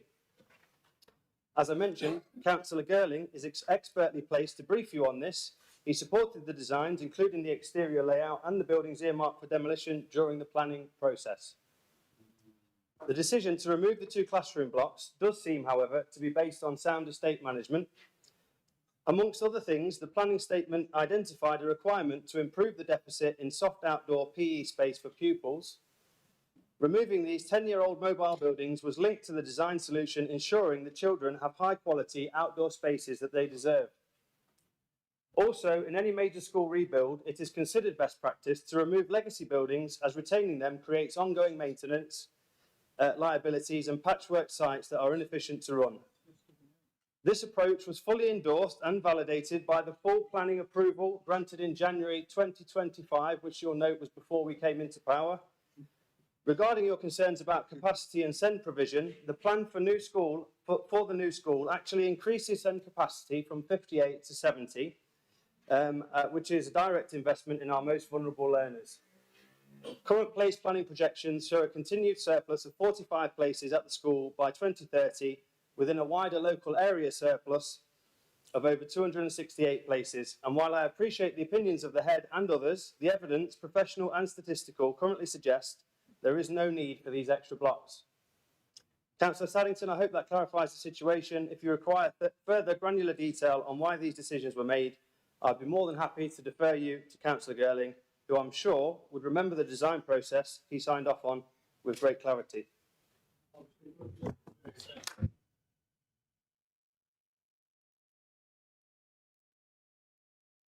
Thank you, Councillor Walker-Gawley, for that. Councillor Saddington, please, Yes. do you have Yes, a please, I do. supplementary question? Yeah. Well, thank you for that answer. But we're not talking about the past, we're talking about the present.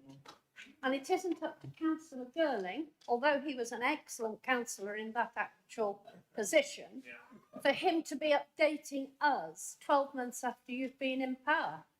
So my question to you is, what have you done to stop this wasteful spend? You've been in power now 12 months. We're not talking about what Councillor Girling did. And if I started quoting Councillor Girling to you, you would say he was not the portfolio holder, which is quite correct. So can you answer that, please? Otherwise, I might have to go to Councillor Girling if you don't know. Thank you, Councillor Saddington, for that. I will call on Councillor Walker-Gawley to reply, because I thought you already answered that anyway. Thank you, Chair. Councillor Saddington, what have I done? I mentioned at the start, maybe you didn't hear, I went down to the school with Councillor Darrington and we spoke with the head, and we're in communications with the head.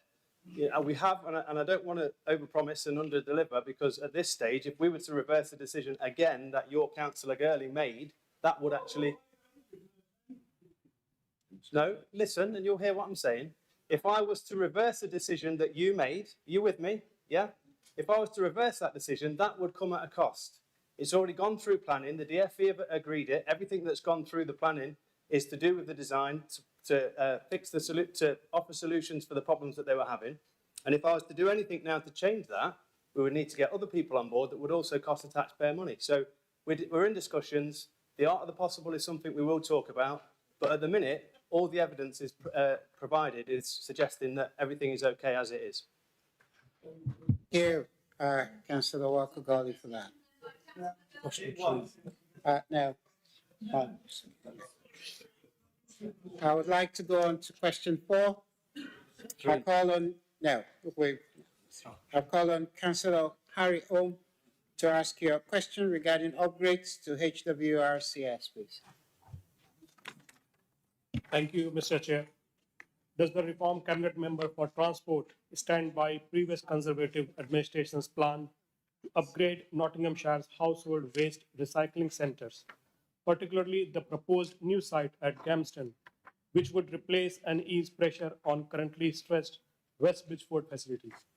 If so, can the Cabinet Member provide an updated timeline for delivery, please?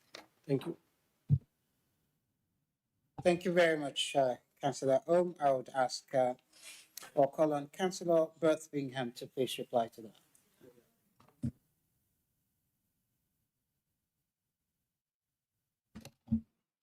that. Thank you for your question, Councillor Ohm. We're aware, by the way, this particular household waste recycling centre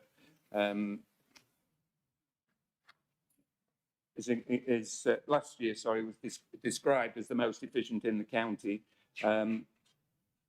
We're having problems, I wouldn't call problems, capacity problems at some of our centres around the country, around the county, excuse me, including in the traffic along Rugby Road. In the short term, and specific to that site, we've got a traffic management survey conducted over the Easter bank holiday weekend, currently being analysed to identify the extent of the issue and to try and formulate short-term policy to overcome them. Longer term, Rushcliffe Borough Council recently adopted a supplementary planning guidance for the east of Gamston, north of Tollerton development zone.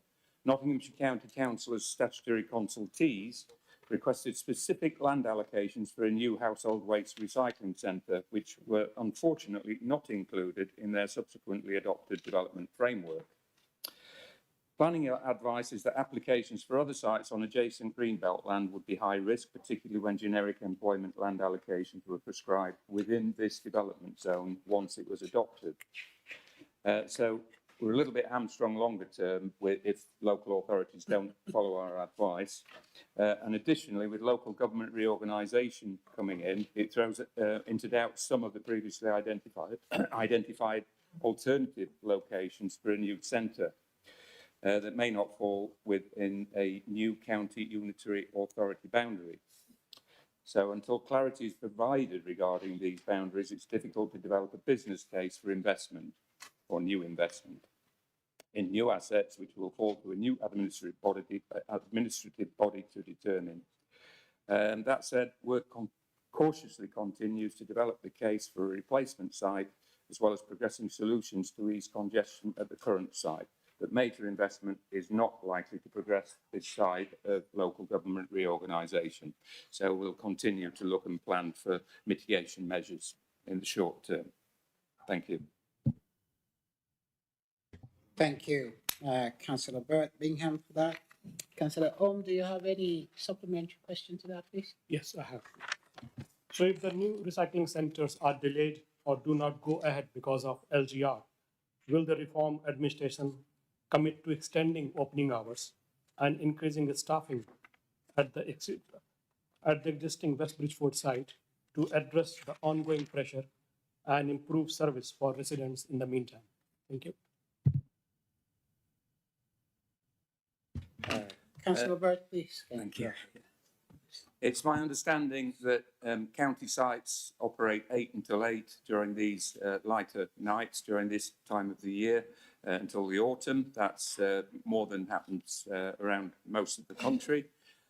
Regarding staffing, all of our Veolia PFI contract subcontractors, if you like, are under review, permanent review, really, and we are constantly looking at what improvements can be made. So simply because it's not just a matter of staffing, it's a matter of skip changeovers, that kind of thing. So, and there were issues over some sites during the bank holiday at peak, which can occur, and there are some problems with getting skips changed over quickly. So we're looking at those things in the short term. As I say, we've got actually a strategic planning meeting tomorrow on waste, and we'll be discussing all of these issues and where we are currently and what we're doing going forward. But as I say, in the long term, it's difficult to develop a business case while LGR is in the background. Thank you. Thank you very much, Councillor Burt, for that. I'm now going to go to question 5. I call on Councillor Neil Clark, MBE, to ask you a question regarding capture receipts. Thank you very much, Mr. Chairman. Question to, as you say, the Cabinet Member for Economic Development and Asset Management.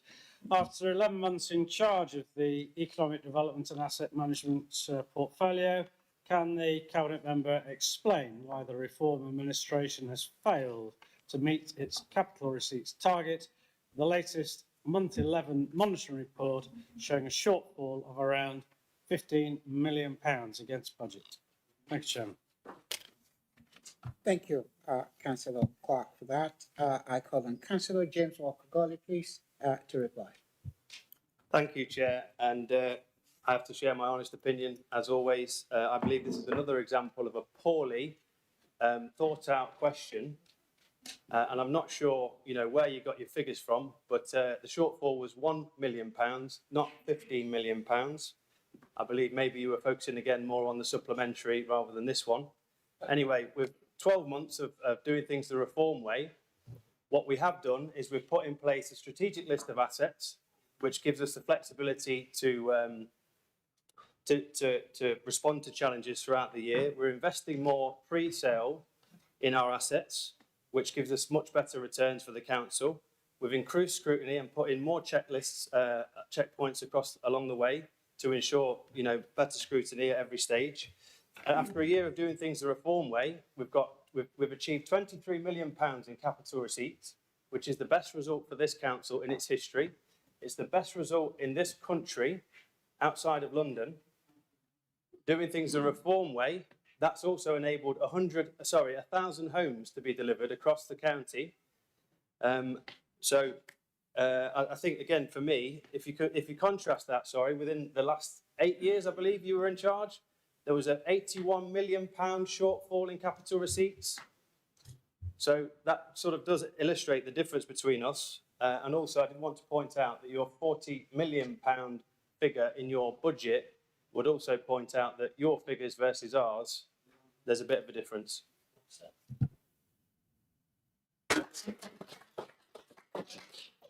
Thank you, Councillor Golly, for that. Councillor Clark, do you have a supplementary question? Oh, Mr. Chairman, where do I start?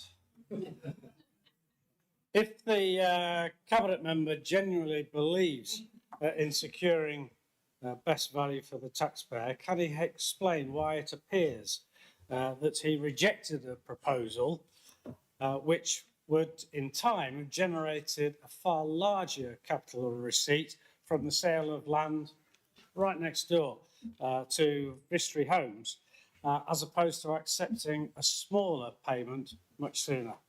Thank you. Thank you, Councillor Clark, for that. Councillor Golly, can you please reply? Thank you. I think I'll just refer back to the last 8 years and the 81 million shortfall. You can pass all the answers to your colleagues if you want, Sam. You can't look, I'm sorry, you're going. Please, Okay. please, Councillor Smith, Councillor Adams, please. Go ahead, Councillor Walker-Golly. I'm fully confident in the decision that I've taken, and absolutely, our figures versus your figures speak volumes. Thank you. I'm going to go to question number 6. I call on Councillor Richard Darrington to please ask your question regarding high-cost children's homes and external placement. Lovely. Thank you very much, Chair. Firstly, before I ask the question, I would like to congratulate on record yourself and Councillor Doddy in your subsequent positions over the next 12 months. I wish you all the best. Big shoes to follow, but I'm sure you'll get there. So my question is to Councillor Rory Green. How is this council responding to the ever-increasing financial pressures associated with high-cost children's homes and external placements? Councillor Rory Green, please, can you reply? Yeah, thank you, Councillor Darrington, for your question. It's a matter that is very personal to me, actually, after many years of working in children's homes. Thankfully, working in a reputable one that is therapeutic-based and person-centred and not looking to make profit. For many years now, actually, there's been a big issue in this nation. I spoke about it a little bit a couple of months ago in relation to how cost of care has gone up with our children, that it's utterly wrong. For many years, I think the word was used, uni-party, have ignored it.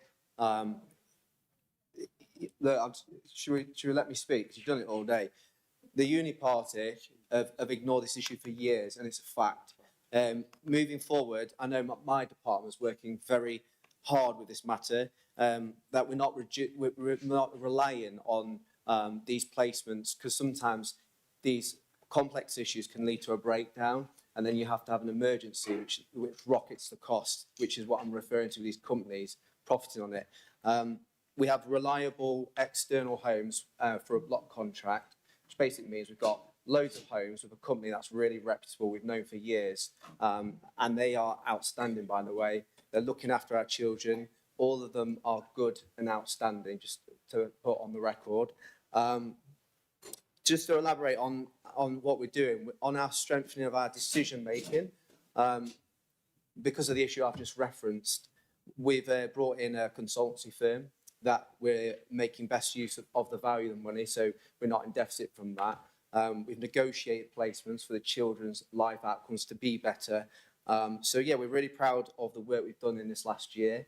There's more work to be done, and yeah, I'm happy to talk about this matter further with yourself or anyone from this side, because yeah, I think it's a big part of our budget, and I think there's been a reluctance, just lastly, to ever speak about this matter, about relating value for our children and how much we spend on, because no one really seems to talk about it, and I'm absolutely willing to do so, and so is this administration.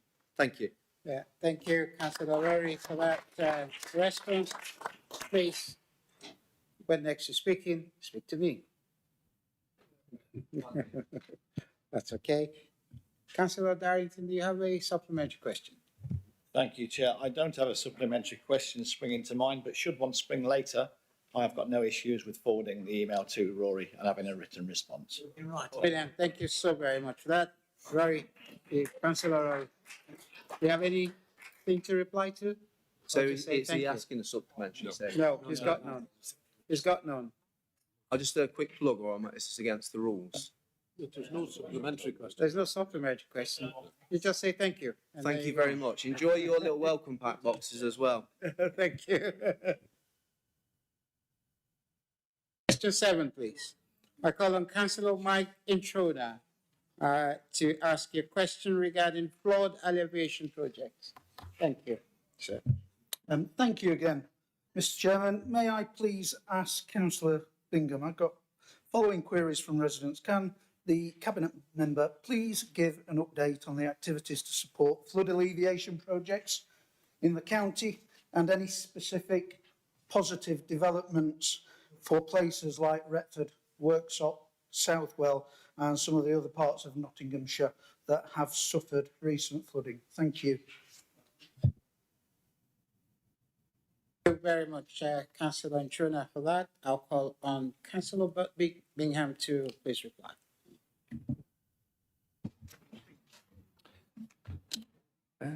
Thank you for your question, Councillor Introna.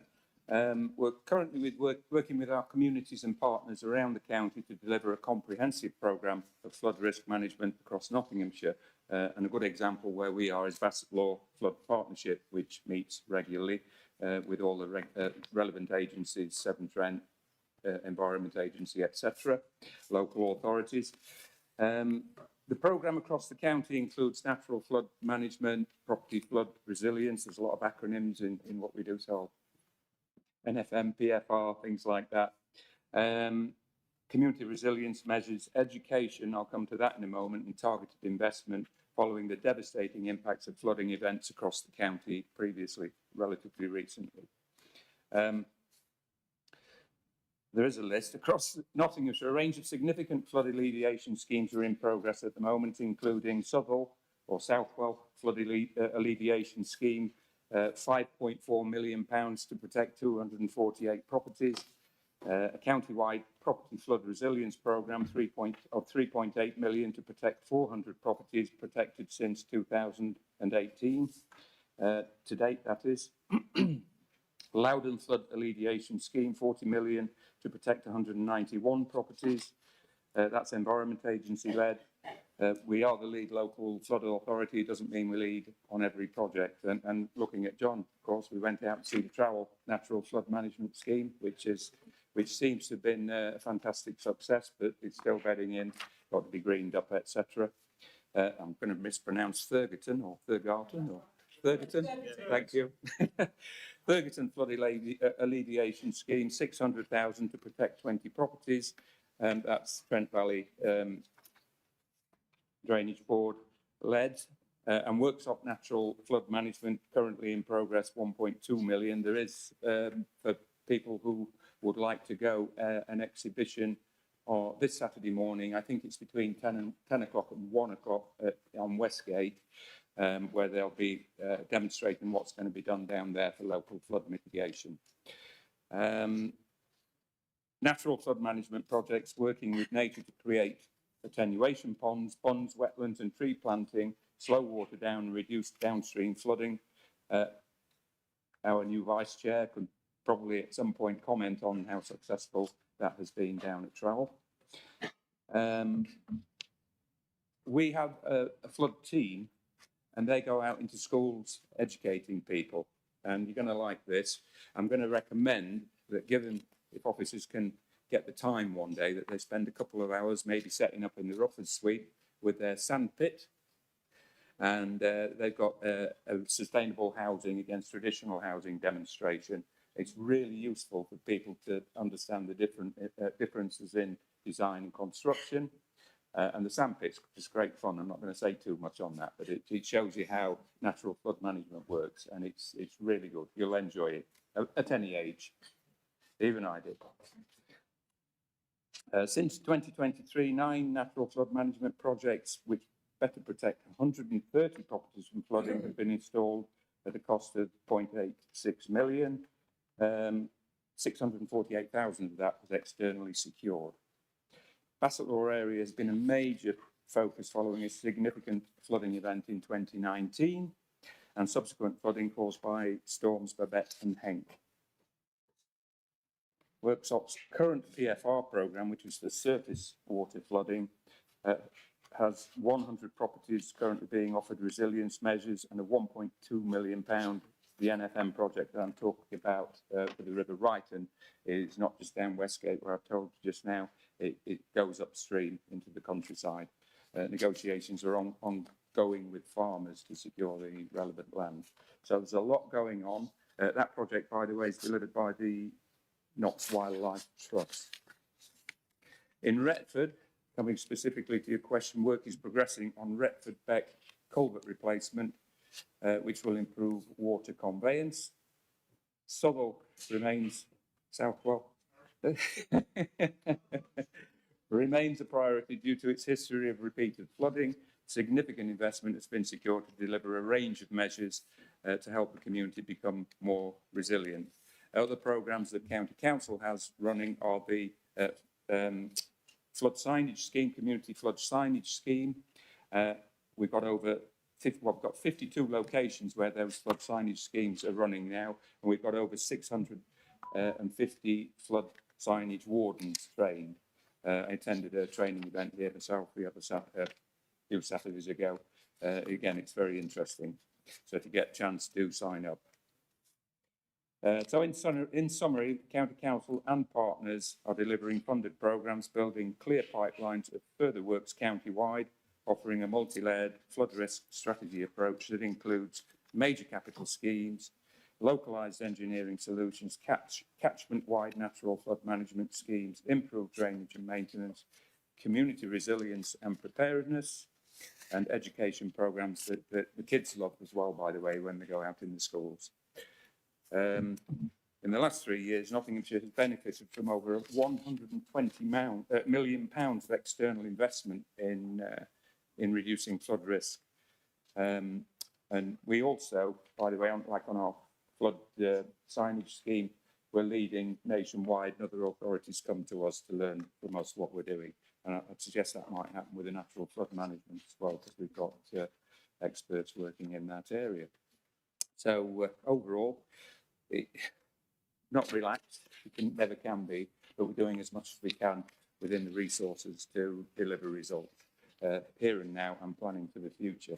And one other thing, MCA have just launched a programme looking very seriously at flood resilience and projects around that, particularly where it comes to closer to home, protecting Worksop Town Centre.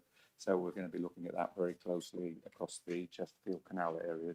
The Canal Corridor is one of the MCA zones for development. So thank you. Thank you very much for that very good report, Councillor Began. Councillor Trona, do you have a supplementary question to ask? Thank you, Mr. Chairman. While I've got the opportunity, yes, I'd love to.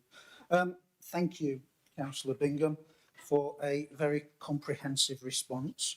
I like the fact that you discussed MCA at the end, because there is still a feeling that certainly residents in Retford, and we talked about the Retford Beck culvert system, we keep talking about it and we keep having meetings about it, and that's not aimed at you. This has been going on for far too long. We do have an East Midlands Mayor that has funds to help directly, and I think that we, as a council, should be pushing that a little further. I am coming to my question. You may remember I came to talk to you a few months ago about drainage and drainage budget, having had my own discussions about issues with the drainage manager. And residents are asking me about drainage more often because there are some residual issues that are ongoing. I've been asking about the budget figures for this year, or the forecast spend for this year, and been getting a number of what I can only say are conflicting pieces of information in terms of what's actually being spent. And the last one that I got actually suggested that we're spending less this year than we did last, which I found strange to say the least. So the question is, could we please just have a meeting, me and you, to talk through that over the coming days? Thank you. Thank you, Councillor. Beth Bingham, can you reply to that, please? Thank you for the question. Yes. Thank you. Thank you very much. We please go to question number 8, please. I call on Councillor John Wilmot to ask your question regarding flood risk. Yes, thank you, Chairman. It is again on the flood risk issues. As the lead local flood authority, the Nottinghamshire County Council undertaken a cumulative flood risk assessment, or have they, of Wyburn Farm, Top Wighay Farm, and the wider Misk Hills drainage network? And if so, what evidence shows that the combined drainage systems and mitigation measures can safely cope with the stormwater impacts of these developments together rather than in isolation? In particular, please can you clarify what data and modelling the County Council holds to demonstrate that these interconnected drainage systems and mitigation measures can safely accommodate the additional surface water runoff arising from these developments together, rather than considering each application in isolation? Thank you, Chairman. I call on Councillor Bingham to please reply to that. Thank you. Thank you for your question, Councillor Wilmot. As you rightly say, as the lead local flood authority, Nottinghamshire County Council has a statutory role to advise the local planning authority on flood risk and surface water drainage for individual planning applications. Basically, as most people know, we are statutory consultees. We submitted flood risk assessments, so that's submitted by the authority and third parties, and drainage strategies to ensure they are compliant with national and local policy. Developers must demonstrate through their flood risk assessment that surface water runoff will be restricted to mimic pre-development flows. On-site attenuation, for example, basins, ponds and sustainable drainage, will be provided. This approach aligns with national guidance, which requires local planning authorities and consultees to ensure developments manage runoff and do not increase flood risk elsewhere. Each planning application is assessed independently, and our focus is to ensure that they do not put the development at risk of flooding, nor increase the risk of flooding to the surrounding area. Wyburn Farm planning application is currently at an outline stage with the local planning authority, and as the lead local flood authority, we have reviewed the submitted flood risk assessment and strategy for the development and provided comments in line with our statutory duties. Any surface water runoff arising from these developments will be controlled on site as part of each development's drainage strategy, and as such, there'll be no increases in flows off site. There are no specific flood mitigation measures at Wyburn Farm that are intended to address or influence flood impacts connected to Top Wighay Farm or Oak House development. Each of these areas has its own catchment and are essentially split by Annesley Road. Top Wighay surface water drains to the northeast of Hucknall via Limby, whilst Wyburn surface water drains from the west of Hucknall and flows through the centre of Hucknall in the Baker Lane Brook, mostly culverted, before it joins the River Leen in the Butlers Hill area, southeast Hucknall. Both the Baker Lane Brook and River Leen are main rivers and fall under the remit of the Environment Agency. Independent of the planning application and following the devastation caused by Storm Babette, Nottinghamshire County Council has commissioned a detailed hydraulic study of the catchment in the vicinity of the Wyburn Farm Dobb Park to better understand the hydraulic performance of the surface water network. We will share the outputs of the hydraulic study once complete. My experience is these things can take some time, the modelling, etc. I'm sure they're not too cheap either. Given our statutory responsibilities, we continue to respond to all major planning applications, including in order to influence the direction of development and ensure pre- and post-flood risk conditions remain a status quo. Thank you. It's right for that subject. Councillor Bingham, thank you for that reply. Councillor Wilmot, do you have a supplementary question? Thank you very much, Mr. Chairman. Yeah, thank you, Councillor Bingham, for your comprehensive report.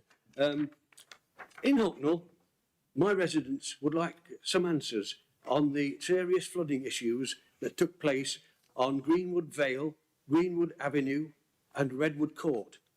A report was set up to investigate the cause of the flooding in that area. Has that investigation report been completed? And if so, what is the report saying? And was a Section 19 report set up for that problem area? Thank you. Bert Bingham, please can you reply to that? Thank you. I'm not familiar specifically with that area, and we will get back to you on that, but it sounds like from what I've just reported to you that culverting in Hucknall may well be a contributory factor, but I'm not entirely familiar with the specific area, so we will come back to you and confirm that. If it's also involved or part of the overall modelling that's currently going on, then we will have to come back to you on that when it's complete. Thank you. Thank you very much, Councillor Bert Bingham, for that reply.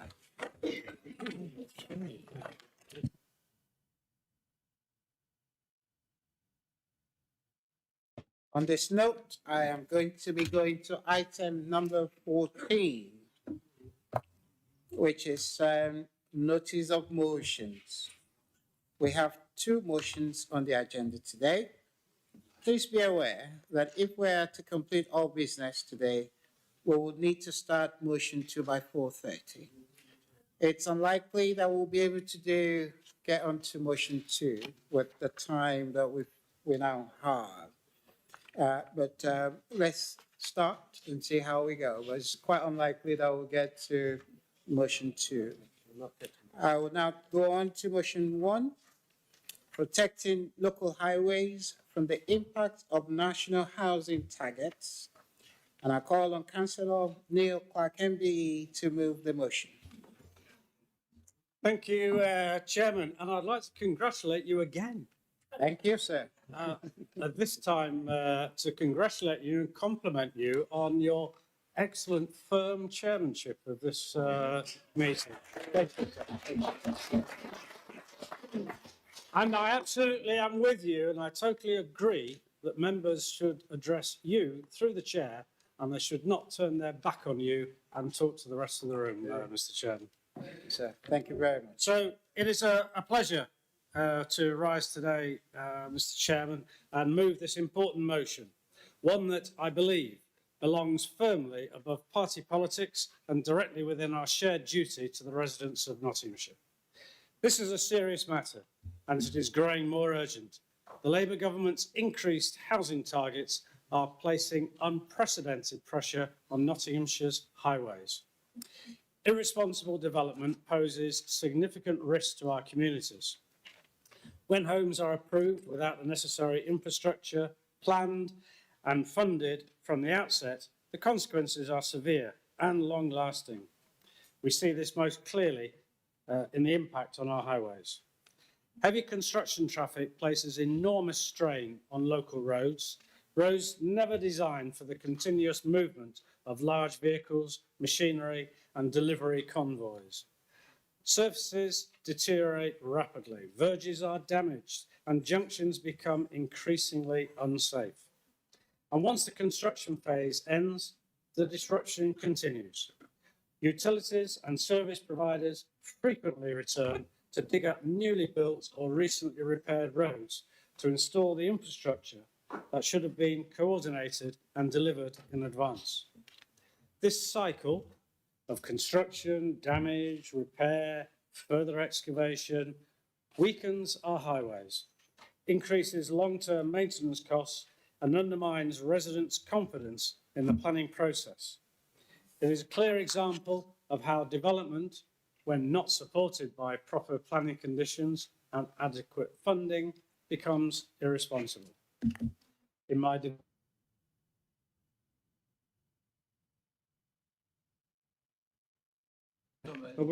Is it back on again? We understand this all too well in my division.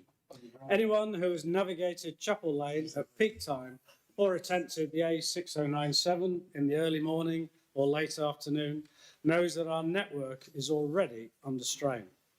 The developments around Bingham and neighbouring settlements, past, present, and those looming just over the horizon are pushing our existing infrastructure to its limits. The truth is this: our current system of developer contributions simply don't deliver for highways. The numbers don't add up. In 2023-24, Nottinghamshire received over £15 million in Section 106 contributions. How much of that went on our highways? Just 2.4 million out of that 15 million.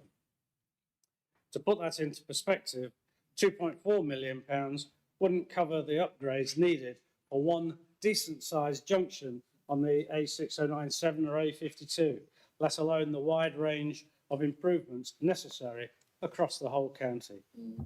When you consider the number of homes being delivered and the thousands more being pushed through by higher national housing targets, this shortfall becomes even more alarming.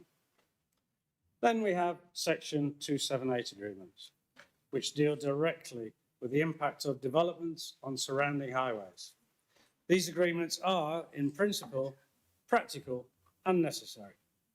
In practice, they are often far too opaque, far too inconsistent, and far too vulnerable to that ever convenient phrase, viability. Apparently, viability can justify the construction of hundreds of homes, but somehow cannot justify proper road widening, long-term maintenance contributions, or even basic improvements to safety measures. This cannot continue. This motion is asking us to ensure that growth comes with responsibility and that the costs of new developments are not quietly transferred onto Nottinghamshire taxpayers. We must ensure that our highways are properly funded, protected and prepared for the future, future-proofed. The proposals in this motion offer a balanced, practical and forward-looking way to achieve that. This motion commits us to writing to the Secretary of State for levelling up housing and communities and to the Secretary of State for Transport. I don't know what's the latest on whoever it is at the time, whoever they might be. We will press for 1. Powers to require developers to fund both new highway infrastructure and maintenance of existing roads damaged by construction traffic, closing loopholes that allow viability arguments to erode obligations, giving highway authorities, this council, a stronger statutory voice in negotiations. This is not radical, this is just basic fairness for our residents and taxpayers. We will look back over the last 5 years of Section 106 and 278 agreements to ensure that Nottinghamshire has been receiving every penny that we are entitled to. If there are gaps, we must identify them. If improvements can be made, we should make them. This motion calls for a review of our own arrangements and procedures. Are commuter sums adequate? Are bonds properly secured? Are we indexing contributions appropriately to reflect inflation and real costs? It is about ensuring that our system is as robust as the roads we aspire to build. Since planning powers sit with our district and borough colleagues, collaboration is essential. In areas like Bingham West, Rushcliffe Borough Council is under significant pressure to meet these increased housing targets. Only through strong partnership can we ensure that highways considerations are properly integrated from the very beginning of the planning process. This motion is about more than money. It is about stewardship. It is about leaving Nottinghamshire's infrastructure stronger than we found it. Our roads are not just tarmac and paint. They are the routes children take to school, that businesses take to deliver goods, and the lines that connect communities for the everyday lives of our residents. We cannot allow them to be worn down by construction traffic, strained by population growth, and left to the mercy of insufficient developer contributions. The challenges posed by rising housing targets affect every division, every town, every village. Congestion in my division of Bingham West is no different in its essence from congestion elsewhere in the county, in Worksop, Hucknall, Mansfield, Beeston, Arnold, Newark, and so on.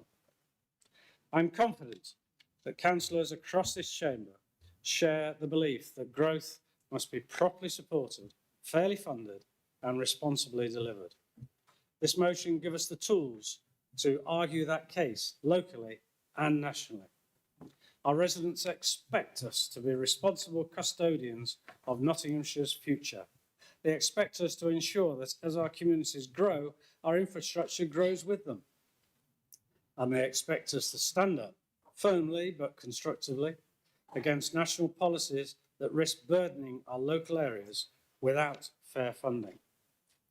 By supporting this motion, we send a clear message that development must be fair, that infrastructure must be adequate, and that Nottinghamshire's highways must not pay the price for decisions taken far away from our communities. I will urge all members to support this motion, Mr. Chairman, and I'll formally move the motion, which is set out on pages 97 and 98 of the agenda. Thank you, Chair. Thank you, Councillor Park, for that. I would now call on Councillor Roger Upton to second the motion. Thank you, Chairman, and my personal congratulations to you and the Vice Chairman on your appointments today. I'm very pleased to second this motion because right across Nottinghamshire, people can already see the consequences of growth without proper infrastructure. And residents are asking a very simple question. How can thousands of new homes keep being approved and built while our roads become more and more congested, more damaged and more overstretched? The frustration they have is entirely understandable. In Rushcliffe, where I'm representing the local community, we are seeing significant pressure from more and more housing development. Anyone travelling along the A52 at peak time has to navigate through Gamston or trying to get around the Crockwell Road corridor knows the network already struggles to cope. And when there is disruption on the strategic road network, traffic quickly spills into villages and residential roads in the local area that were frankly never designed for that kind of use. Residents see this impact every day. They see heavy construction traffic churning up roads and verges. They sit in longer traffic queues. They deal with more and more disruption. And all too often, they feel the supporting infrastructure simply arrives too late or not at all. Now, nobody here is arguing against sensible development. Communities do grow and change. That's all part of life. But development must be accompanied by proper infrastructure, in my opinion, by proper planning and fair contributions from developers. At the moment, too many residents feel that that balance has been lost. Because while developers are making substantial profits, local taxpayers are increasingly being left to deal with the consequences of their developments. And that is where this motion is absolutely right. It says something very simple. If development places additional pressure on Nottinghamshire's roads, then developers should contribute fairly towards the cost of dealing with that. That is not extreme, it's not unreasonable, it's a basic common sense, I think.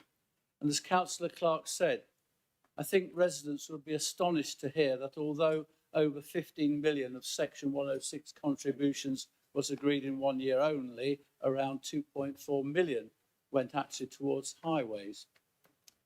Particularly when local people can physically see the strain on the road network around them. And residents are also tired of hearing developers claim that important road improvements are somehow unviable while major housing schemes continue to move ahead and on and on. From the public's perspective, I would say, viability always seems to reduce what communities receive, never what developers build. The motion rightly challenges that. It calls for stronger rules, greater transparency, and a stronger voice for highway authorities, such as Nottinghamshire, so councils can negotiate properly on behalf of the residents. And importantly, it recognises that roads damaged by years of construction traffic should not simply become the responsibility of the local taxpayers to repair afterwards. Chair, this issue matters because highways shape how people live, work and move around. When infrastructure fails to keep pace with development, the quality of life suffers, and that's why this motion matters. It is fair, it's practicable, and it sends a clear message that Nottinghamshire should not be expected to absorb ever-increasing development pressures without the infrastructure, especially roads, having funding to support them. Growth must be properly planned, properly funded and properly delivered.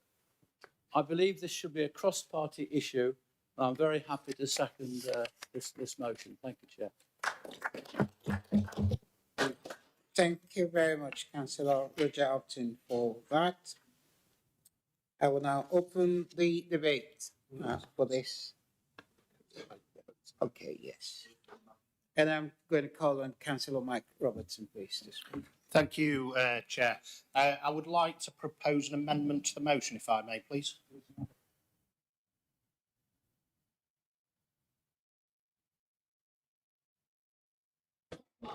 We would need to... So they hand it out, just give them time. Yes, yes. One copy there for...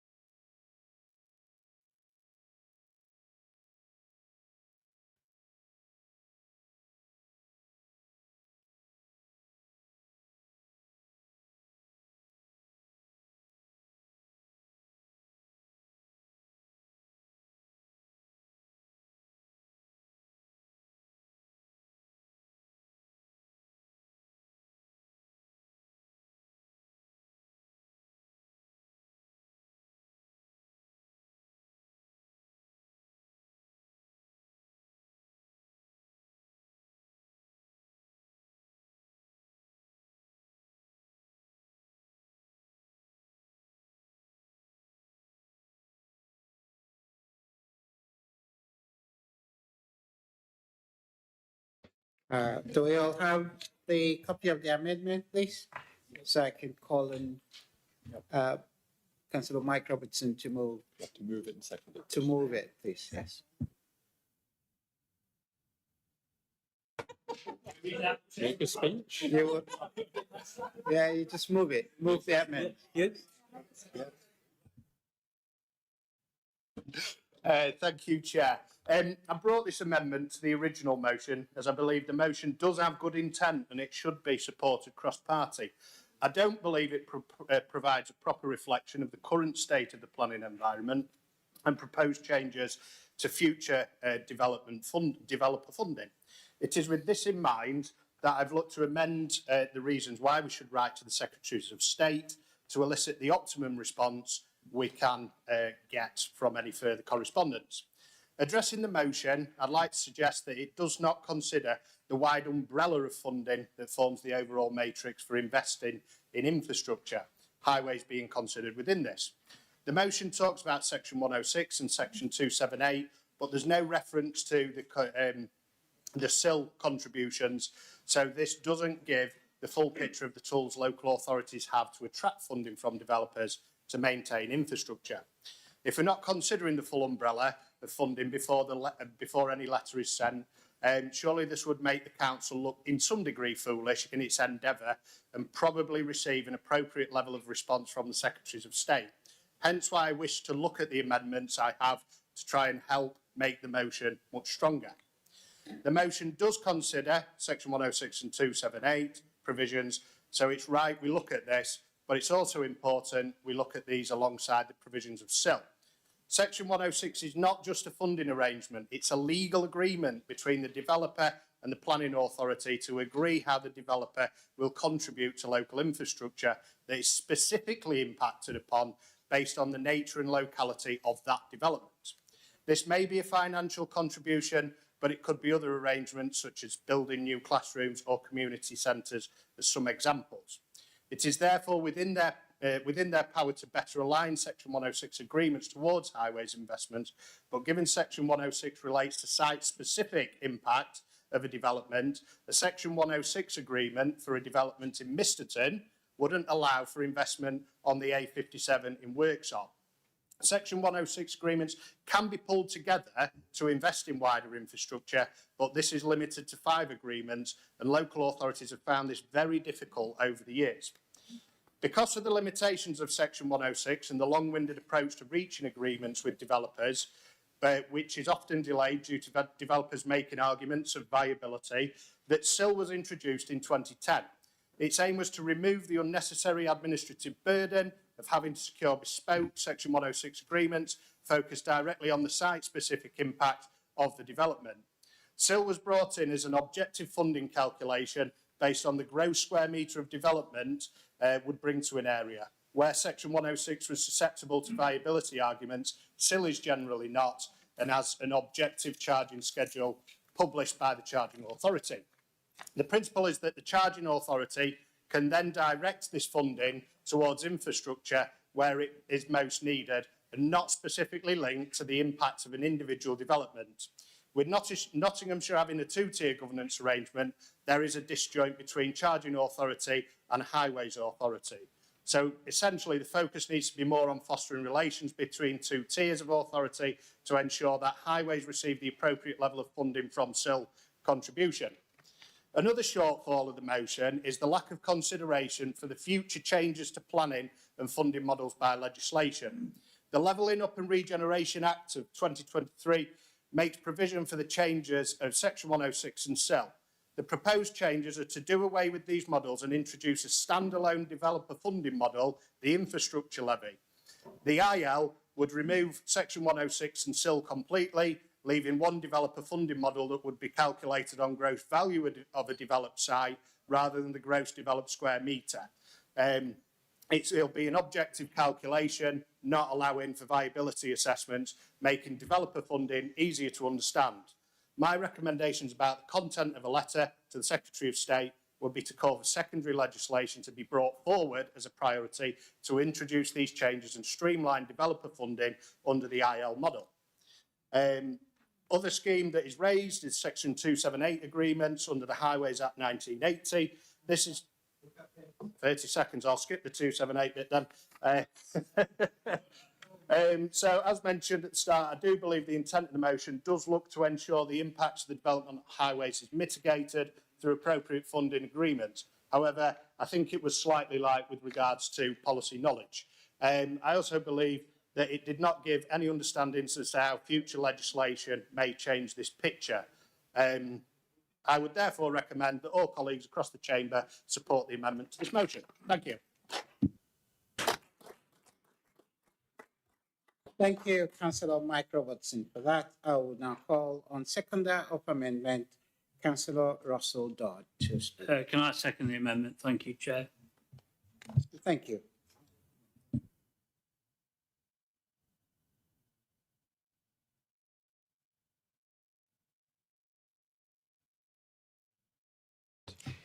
Councillor Neil Park, would you want an adjournment of this?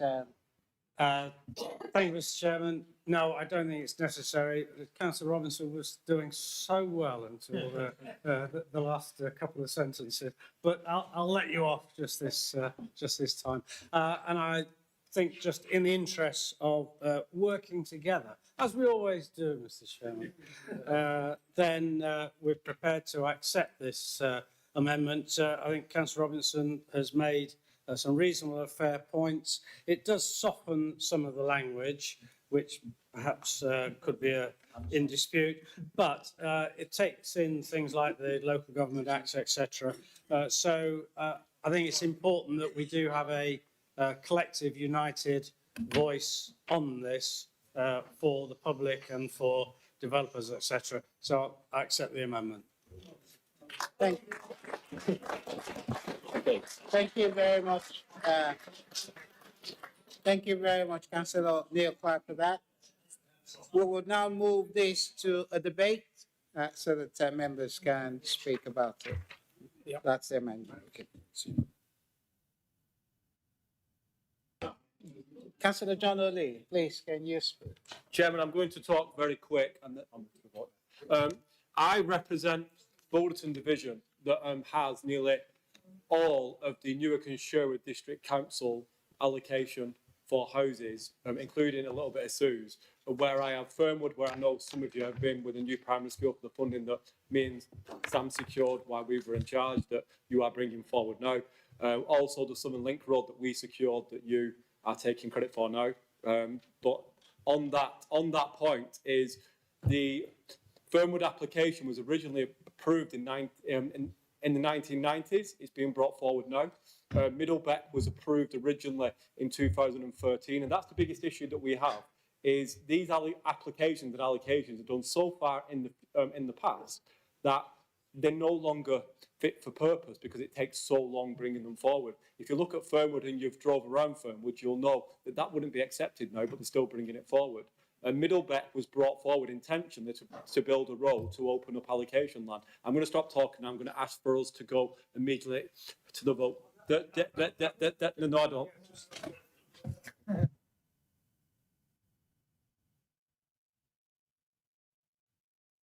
I know, Pastor Councillor. Councillor Adams speaks. Thank you very much. Thank you. It's nice to stand up in a what? It's me first. Sorry. Tough.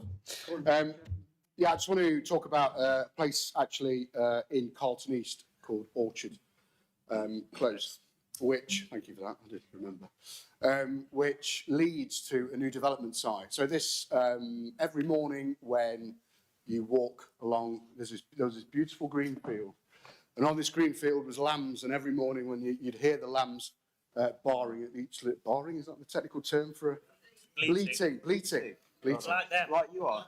Yeah. All right, many for that. And disappointingly, that did come forward for development, and disappointingly, that did get built on, half of it. But what happened is, in the build-up to getting to that site, which is on a hill, we had a big problem with drainage.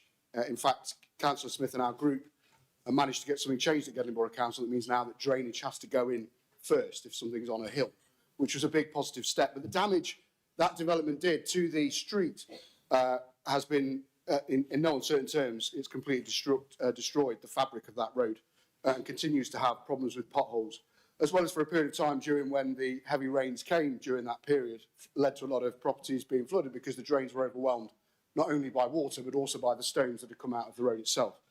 So this actual motion really is key to this, because it makes the point that we need to really think about that first. That's got to happen first. We've got to be really concentrating on making sure that these roads that lead to these development sites aren't being left to rack and ruin like this has. And we've still got problems with it now. It's still waiting to be done. However, if you go to the nice new estate up the street, it's got a beautiful brand new road. You know, it's incredibly well manicured. You know, it looks fantastic. However, leading up to that, and the residents have lived there for however long, not only did they have to put up with the construction traffic problems, they've also now had to put up with the knock-on effect of a completely damaged road. So, and this is really key to that. And similar to that as well, we can talk about Stoke Lane as well, which is in Stoke Bardolph. Similar situation again, a road that wasn't designed to take heavy goods vehicles, but did. It also leads to the Severn Trent site, and in fact was featured recently in one of the videos that I put out on my Facebook, which I love so showing how much damage had happened to it. But again, it's a similar thing. When you run big, heavy lorries down these roads, they do get severely damaged. And that then leads to the residents that live there, who have to face it every day, let's be honest, to having difficulty in traversing their area. So look, I just want to put my voice to back this completely, and I'm really glad to see an amendment. It's nice to see Mike doing some work. To this, and it's good that we've been able to come to an agreement across the floor on this to accept the amendment and move forward. Thank you very much. Thank you, Councillor Adams. I'll call on Councillor Bestwick, please. Thank you, Chair, and I quickly congratulate you both on your appointments. I'll be really quick because I know everybody wants to get on. I'm sure most of you remember you're all sat in my division, so I want to give you a real-world example of the problems that are caused when there's too many houses and not enough road infrastructure. Some of you came here through Papawick and Limby. Beautiful villages, lots of grade listed buildings. There's going to be 800 houses here. I believe Gedling, Councillor Clark might be able to tell me, they've just passed another 880 over there. So all of that traffic, or a lot of it, is going to end up going through the village. There's no extra provision for any extra roads. It's going to be a nightmare. The motorway's up there, it's a disaster. I'm glad we're all going to vote together and we're all going to ask the government to give us more money for roads. Thank you. Well done, Stuart. Thank you very much, Councillor Bestwick, for that. Councillor Lawton, please.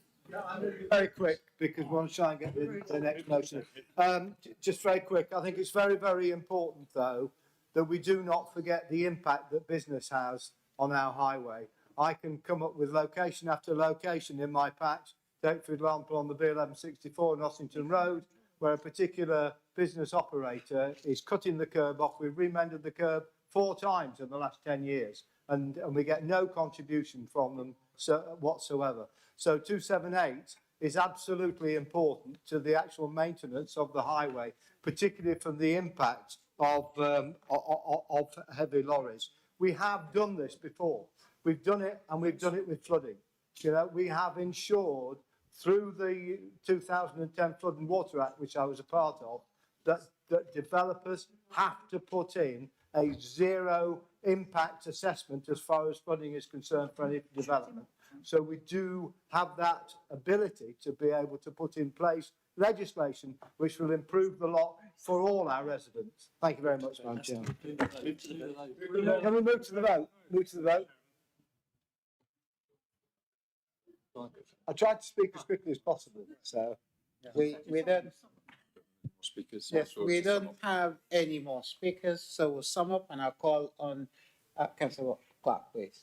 Thank you, Chairman. Very simply, glad to know we're all seem to be in agreement. We're all going to vote for it, so happy to move to the vote. Thank you. So we'll now move the motion to the vote, please. And I'm going to call all those in favour to raise their hands. It is unanimous, Chairman. Oh, No. brilliant. Thank you all. Unanimous, and I declare the outcome of the vote carried.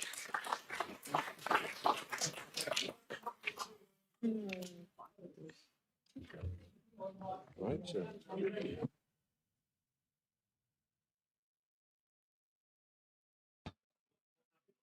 Members, I would move to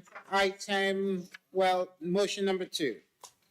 Support for families with the cost of school uniform and equipment. I'll call on Councillor Steve Carr to move the motion, please. Thank you very much, Mr. Chairman. It's not known by many members of the council, or the public for that matter, that this council operates a scheme for exceptional payments for school clothing. There are several councils that operate a similar scheme, and the average available per pupil is between £100 and £200 per year. Our scheme has an overall budget of £1,000 per annum, with a maximum of £25 per pupil for primary school pupils and £35 for secondary school pupils. This would help only 40 primary school pupils and 28 secondary pupils in the whole county. Mr. Chairman, at the beginning of the year, it was estimated by the Children's Trust that 31% of children were living in poverty. A child is deemed to be living in poverty if they are in a household where the income is less than 60% of average wage. For primary school children, the average total uniform cost is £343, and for secondary school students, £442. Given these figures, Mr. Chairman, I think it is safe to say that our scheme is not fit for purpose. It would be interesting to know whether these facts were considered when a delegated decision was taken in April to carry on this scheme at the same levels of support. It is clear that we are not helping families who find themselves unable to afford basic requirements. Mr. Chairman, I've been contacted by a family in my division who have a child attending junior school in September and one starting at secondary school at the same time. They have estimated that the cost will be around £750. They simply haven't got those levels of savings or income. Plus, children grow out of and wear out clothes and shoes. £750 is the low end of the total cost in a school year. How do they cope? How does the fact that there are many, many families in the same situation across the county fit in with our council plan that aims to ensure that no child is left behind? As a result, Mr. Chairman, my group are asking that the Children and Families Select Committee consider this for further scrutiny to see what changes can be made for 27-28. And we are also asking that the Cabinet Member for Education, Special Education Needs and/or Disabilities promotes the scheme that we already have to the general public. Thank you. Thank you, Councillor Carr, for that. I would now call on Councillor Teresa Collin to second the motion. I'll second the motion and reserve the right to speak. Thank you, Councillor. I'll call on members who have or indicated to put any amendments forward to this motion. Hello, Chair. I have an amendment. Okay, brilliant. Councillor Smith, Simon Wright, please go ahead. We're just going to hand it out and then you can... We'll hand it out and then we'll...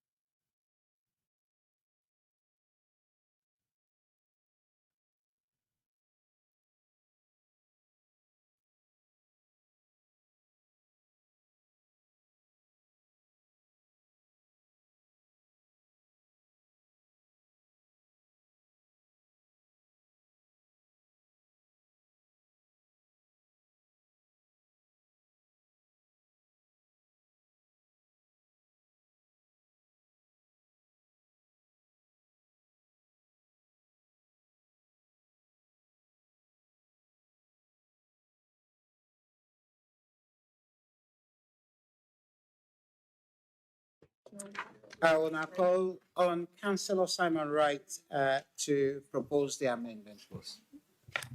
Thank you. Firstly, congratulations, John and Chris. I just want to check Councillor Carr's in the room. Don't get told off. I've got to keep my eye on you because I don't want to get told off. Okay. I'm going to turn around. Okay. Yeah, we welcome Councillor Carr bringing this. I think it is something that we need to look at. I really want to push it to the Children and Family Select Committee to consider some scrutiny. And I go along on the majority of all this with just a bit of fine tuning. So I want to offer out to the councillors, please come talk with me. And I would like to invite Councillor Green along where we can promote this across our county and give it some big backing. Thank you. Thank you very much, Councillor Wright, for that. I will now call on Councillor Rory Green as the seconder of this amendment. Thank you, Chair. I second it and reserve the right for amendment. Thank you very much for that. Need to see whether they need an adjournment.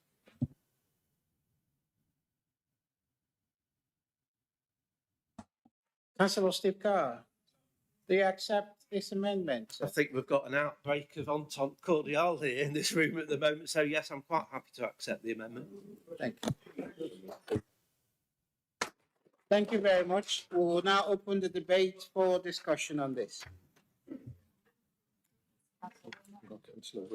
Councillor Wilmot, please go ahead and speak. Thank you very much, Mr. Chairman. There's nothing more important than our children and the way things how they're looked after. First of all, I'd like to thank my fellow councillors, all of you, for bringing forward this important, very important motion before us today. It seems some organisations have forgotten that there is a cost of living crisis, an escalation of fuel poverty, a rise in prices on all commodities because of the war raging in parts of the world, bankruptcies at an all-time high in this country, and many families with high mortgages to pay for and insurance prices going through the roof, with many families struggling to make ends meet. And yet, we seem to be failing miserably to help those in most need. School uniforms are not a cheap item, and it does seem this council hopefully will be recognising the considerable financial strain these families with school-aged children face from day to day. You cannot retain a cost of £25 per pupil per annum for primary school children and £35 for secondary school children, and a budget of only £1,000 per annum. It's disgraceful, I'm sorry, but it is. The our children need help, our families need help, and as I say, when the cost of clothing is escalating at a very fast pace, I know that because I had to buy a new suit yesterday, and I didn't bring enough money with me. The cost of, as I say, the cost of clothing is escalating at a fast pace. So I would like to support this motion, both of the motions, wholeheartedly, and ask this council to reconsider, as requested by the motion, that the Children and Families Select Committee do consider this issue for scrutiny, to reconsider this issue and to ask the Cabinet members for educational needs and disabilities to publicise the scheme to help the hard-pressed families of Nottinghamshire. These families are hard-pressed. We have, as I say, every day there's something arrives that puts families in a further problem with the resources. And I thank the Chairman for allowing me to speak. Thank you. Thank you, Councillor Wilmot, for that. I'll call on Councillor Saddington, please. Thank you, Chairman. Whatever political party we come from, we all know the reality facing many families across Nottinghamshire. The cost of living remains high, wages have not kept the pace for many households, and for parents with school-aged children, the start of a school year can bring enormous financial pressure. School uniform costs are not a minor expense anymore. Blazers, branded PE kits, shoes, coats, and replacement items throughout the year can quickly add up to the hundreds of pounds for a single child, and for larger families, the burden is even greater. So we absolutely recognise the concerns raised in this motion, and we agree that the current level of assistance is extremely limited in relation to the scale of the need across the county. But I also think it's important to acknowledge that it is not just an issue that has been ignored previously. Under the previous Conservative administration, support for families facing exceptional circumstances was retained and strengthened. In 2023, the Conservative-led Council agreed to increase the budget for exceptional school clothing payments from £500 to £1,000 to help more vulnerable families across Nottinghamshire. At the time, our Cabinet Member for Children and Families made clear that the Council wanted to ensure support remained available for families dealing with crises such as fire, floods, homelessness, theft or domestic violence. The scheme was broadened so that support could apply regardless of school type or age group. That matters because it shows there has been a recognition from this Council that even in difficult financial circumstances, targeted help for struggling families is important. And we should be honest about the wider context. Local government finances remain under huge pressure nationally, and councils everywhere are balancing rising demand in social care, SEND services, transport, and children's services against very limited budgets. But that cannot mean we stop looking at whether our support schemes are generally fit for purpose. A budget of £1,000 across a whole county is clearly very modest when set against the number of families who may be struggling. That is why scrutiny is the right route forward.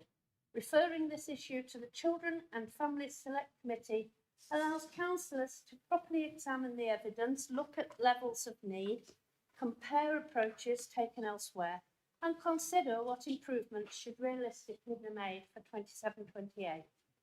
We also support the call for better promotion of the scheme. Support that people do not know exists is support that cannot help anyone. If families in genuine hardship are eligible, then they need to be aware of it and be able to access it easily. Ultimately, this is about something quite simply, ensuring children are able to attend school with dignity, confidence, and without unnecessary disadvantage because of financial hardship at home. So we are pleased to support the motion this evening, and we hope the scrutiny process can lead to constructive, practical improvements for families in Nottinghamshire. And we shall support this motion.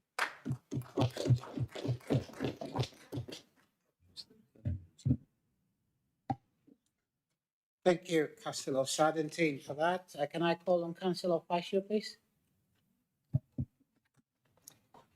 Thank you, Chair. I do support this motion and the Labour Group supports this motion. Parents will know how much school uniforms cost. I'm about to have to buy a whole new uniform as my eldest child moves up to secondary school in September. You pass on clothes from child to child. You have second-hand sales at schools, but the costs of uniform are continual. I am pleased that the amendment recognises that this Labour government has passed legislation to limit branded logo items of school uniform. This will reduce the costs of school uniform by enabling parents to buy uniform from supermarkets and other retailers at lower prices. While I'm a fan of uniforms and the sense of identity, belonging, community and pride they can foster, I'm yet to be convinced that wearing logo blazers, ties, jumpers, trousers and more results in better academic achievement for our children. Yet even with these measures brought in the legislation, there will be families who still struggle to afford school uniforms. Many schools do what they can to help families, but if this fund exists, its existence needs very much promoting, along with the criteria for qualifying for assistance so that families in need can seek that help. I do think that the £1,000 amount seems small, and I would support a review of this by the Children and Families Select Committee. I'd also like to say that I thank the proposer of the motion, Councillor Carr, for bringing this to wider attention.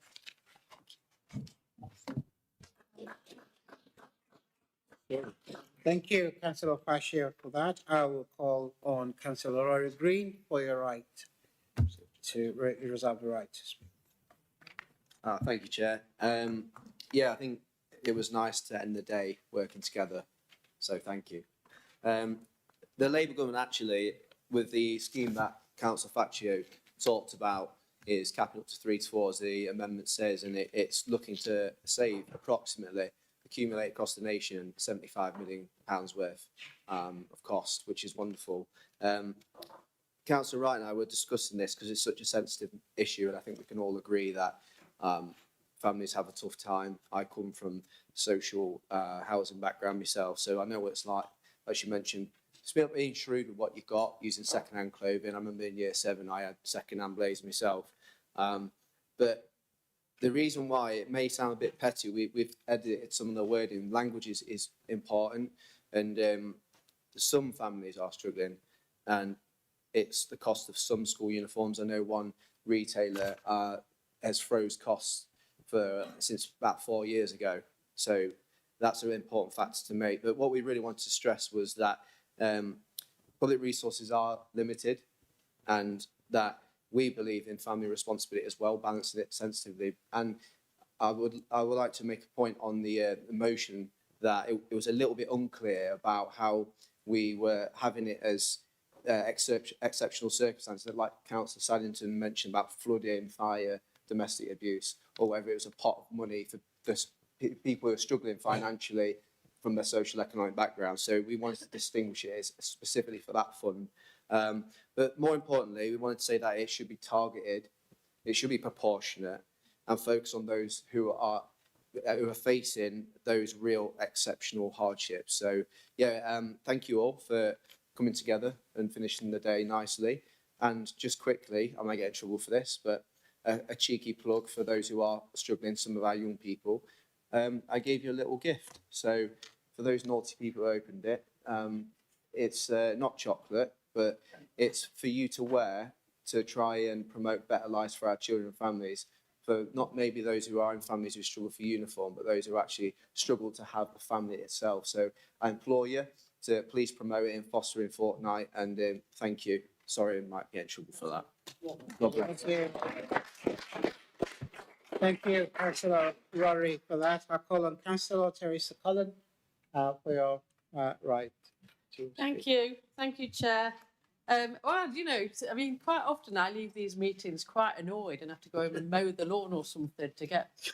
But actually, I'm having a little bit of a warm feeling this afternoon that at last we've found things that we can agree on. It seems, even if we just have to change the wording to our different wording slightly.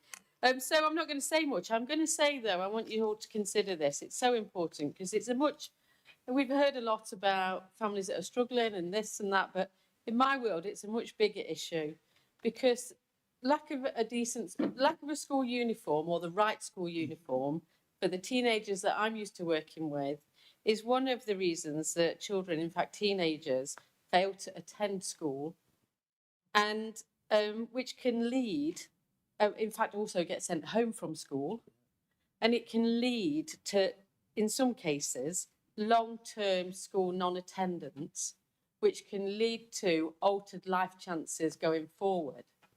So it's a big issue for families that can't afford to provide school uniforms, but it's also a very, very big issue to the children and particularly the teenagers that this affects. So that's why I think this is so important, and I'm really happy that I'm on the Children and Families Select, and we'll be looking at this if you all agree to this motion.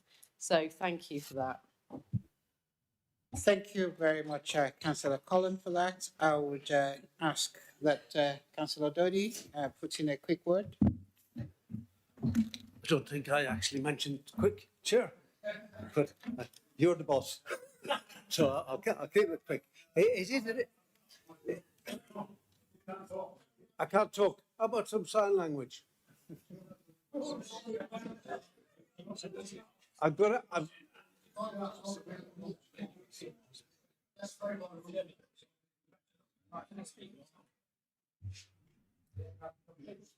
5 minutes. Hey,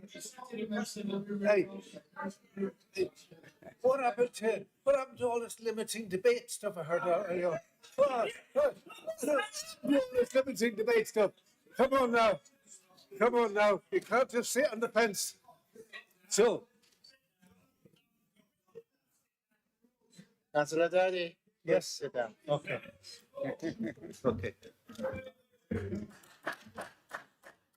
Call on Councillor Carr to please bring up his. Thank you, Mr. Chairman. I want to mind it really, but it doesn't matter. We are where we are.